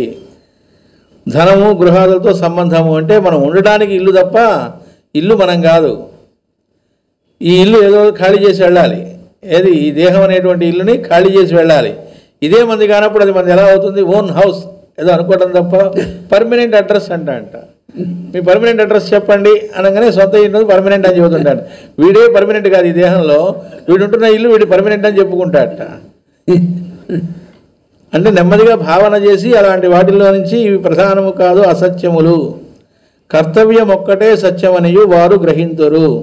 ఈ గ్రహింపునకు భేదము కలిగినప్పుడు దేహాభిమానము ఒకరు అలా ఆ భేదం కలగలేదనుకోండి, అదే సత్యం అనే దానిలో ఉంటే ఏం జరుగుతుంది? వెంటనే చెబుతున్నారు, దేహాభిమానము, దేహం మీద అభిమానం కలుగుతుంది. నెక్స్ట్ ఒకరు మన మాట వినలేదనో పట్టుదల, భార్య మాట వినట్లేదనో, భర్త పిల్లల మాట వినట్లేదనో, ఎందుకు వినాలి అన్నారు మాస్టర్ గారు. నా పిల్లలు నా మాట వినట్లేదండి అంటే నువ్వు విన్నావా మీ నాన్న మాట, కాబట్టి ఇప్పుడు వాడు కూడా నీ మాట వినట్లేదు. అప్పటిది గుర్తుకు రాదు. ఇప్పుడు నన్ను ఎదిరిస్తున్నాడు నా పిల్లవాడు అంటాడు. కాదు, ఒకవేళ వాడు ఎదిరించలేదు అనుకుందాం వాళ్ళ నాన్నని, కానీ ఇప్పుడు పిల్లవాడు ఎదిరిస్తున్నాడు అనుకోండి, అయ్యో నేను చెప్పినట్లు వినట్లేదు అనేటువంటి గింజుకోవడం చేయకూడదు అని చెప్పారు. వీళ్ళు నా వాళ్ళు, నేను చెప్పినట్లు వాళ్ళు వినాలి అనే పొసెసివ్ నేచర్ ఉండకూడదు అని చెప్పారు. ఎందుకు ఉండకూడదండి అంటే, ఉంటే ఏడుస్తుంది నువ్వే కాబట్టి అన్నారు. ఎలాగో మాట వినట్లేదు, దానివల్ల నువ్వేమన్నా ఆనందం పొందుతున్నావా? లేదుగా విసుక్కుంటున్నావు, పైగా పక్షాలే అక్కడ ఇక్కడ వాగుతున్నావు, అన్ని చోట్ల చెప్పుకుంటున్నావు, ఫైనల్గా బాధపడుతుంది నువ్వే. ఆవిడ కంప్లైంట్ చేసింది మేస్టర్ గారితో, ముందు అసలు లోకం అంతా చెడిపోయిందండి. అంటే ఏమిటన్నారు మేస్టర్ గారు. అంటే ఏం లేదు, నా కొడుకు నేను చెప్పినట్టు అది లోకం అని చెడిపోయింది. ఎవరు చెప్పినట్టు వింటున్నాను, వాడు ఆవిడ చెప్పినట్టు వింటున్నాడు అన్నారు అని అంది ఆవిడ. మరి అదేమిటమ్మా తప్పే ఉంది, ఇంకోటి ఆవిడని చెప్పినట్టు వింటలేదు కదా, వాళ్ళ ఆవిడ చెప్పినట్టు వింటున్నారు కదా మాస్టర్. అంటే మాస్టర్ కీ తిరిగి వాడ పెట్టినట్టు చెప్పేవారు. తన భార్య చెప్పినట్టు వింటున్నాడు కదమ్మా, ఇంకోటి భార్య దగ్గరికి వెళ్ళి ఆవిడ చెప్పినట్టు వింటలేదు కదా, వాడిని పాడైపోయాడు అంటామే, బాగానే ఉన్నాడు కదా అంటే ఏమిటి ఆవిడ బాధ, తను చెప్పేట్టు తనకి ఇంపార్టెన్స్ తను చెప్పినట్టు వింటలేదు, పెళ్ళి అయ్యాక వాడు మారిపోయాట ఏమిటంటే వాడు భార్య చెప్పినట్టు. మరి పెళ్ళి ఎందుకు చేసామన్నారు.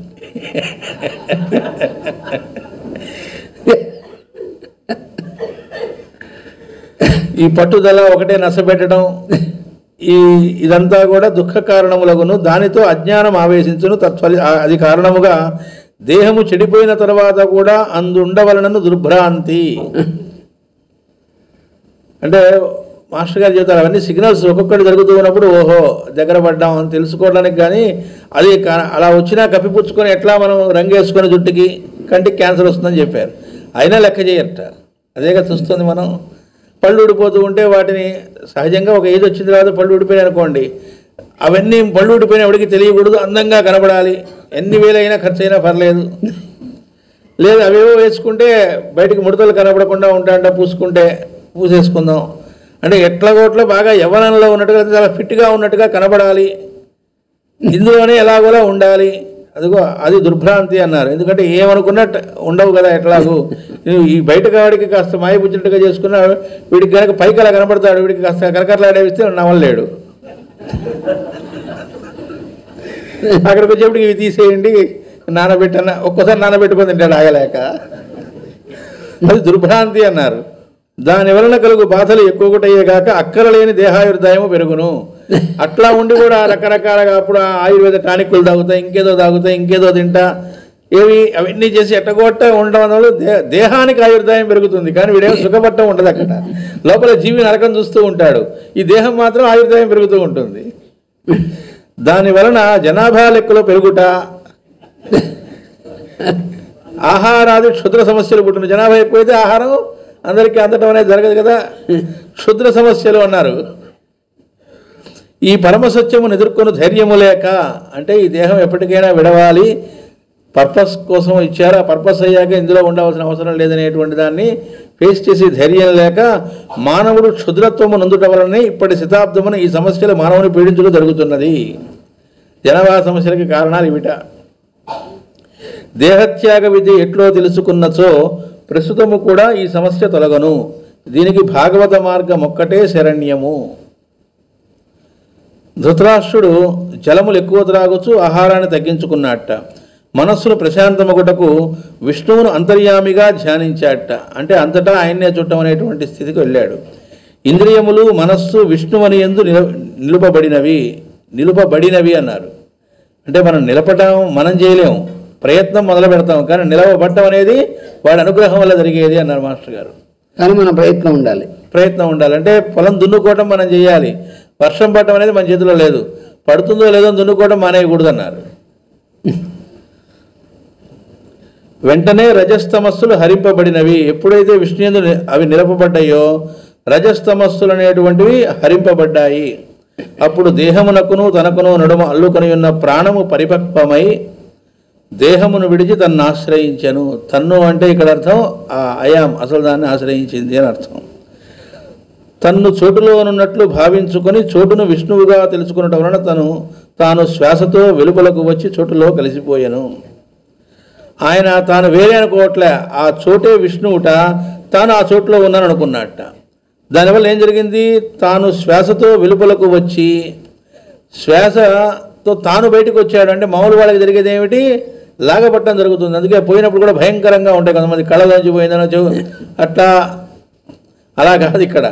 తాను వదలటం కదా అంటే తాను ఆ శ్వాసతో వెలుపలకు వచ్చేట అంటే ఈయన అనుకోని బయటకు వస్తున్నాడు సంకల్పంతో. చోటులో కలిసిపోయాను వాసుదేవ. వాసుదేవ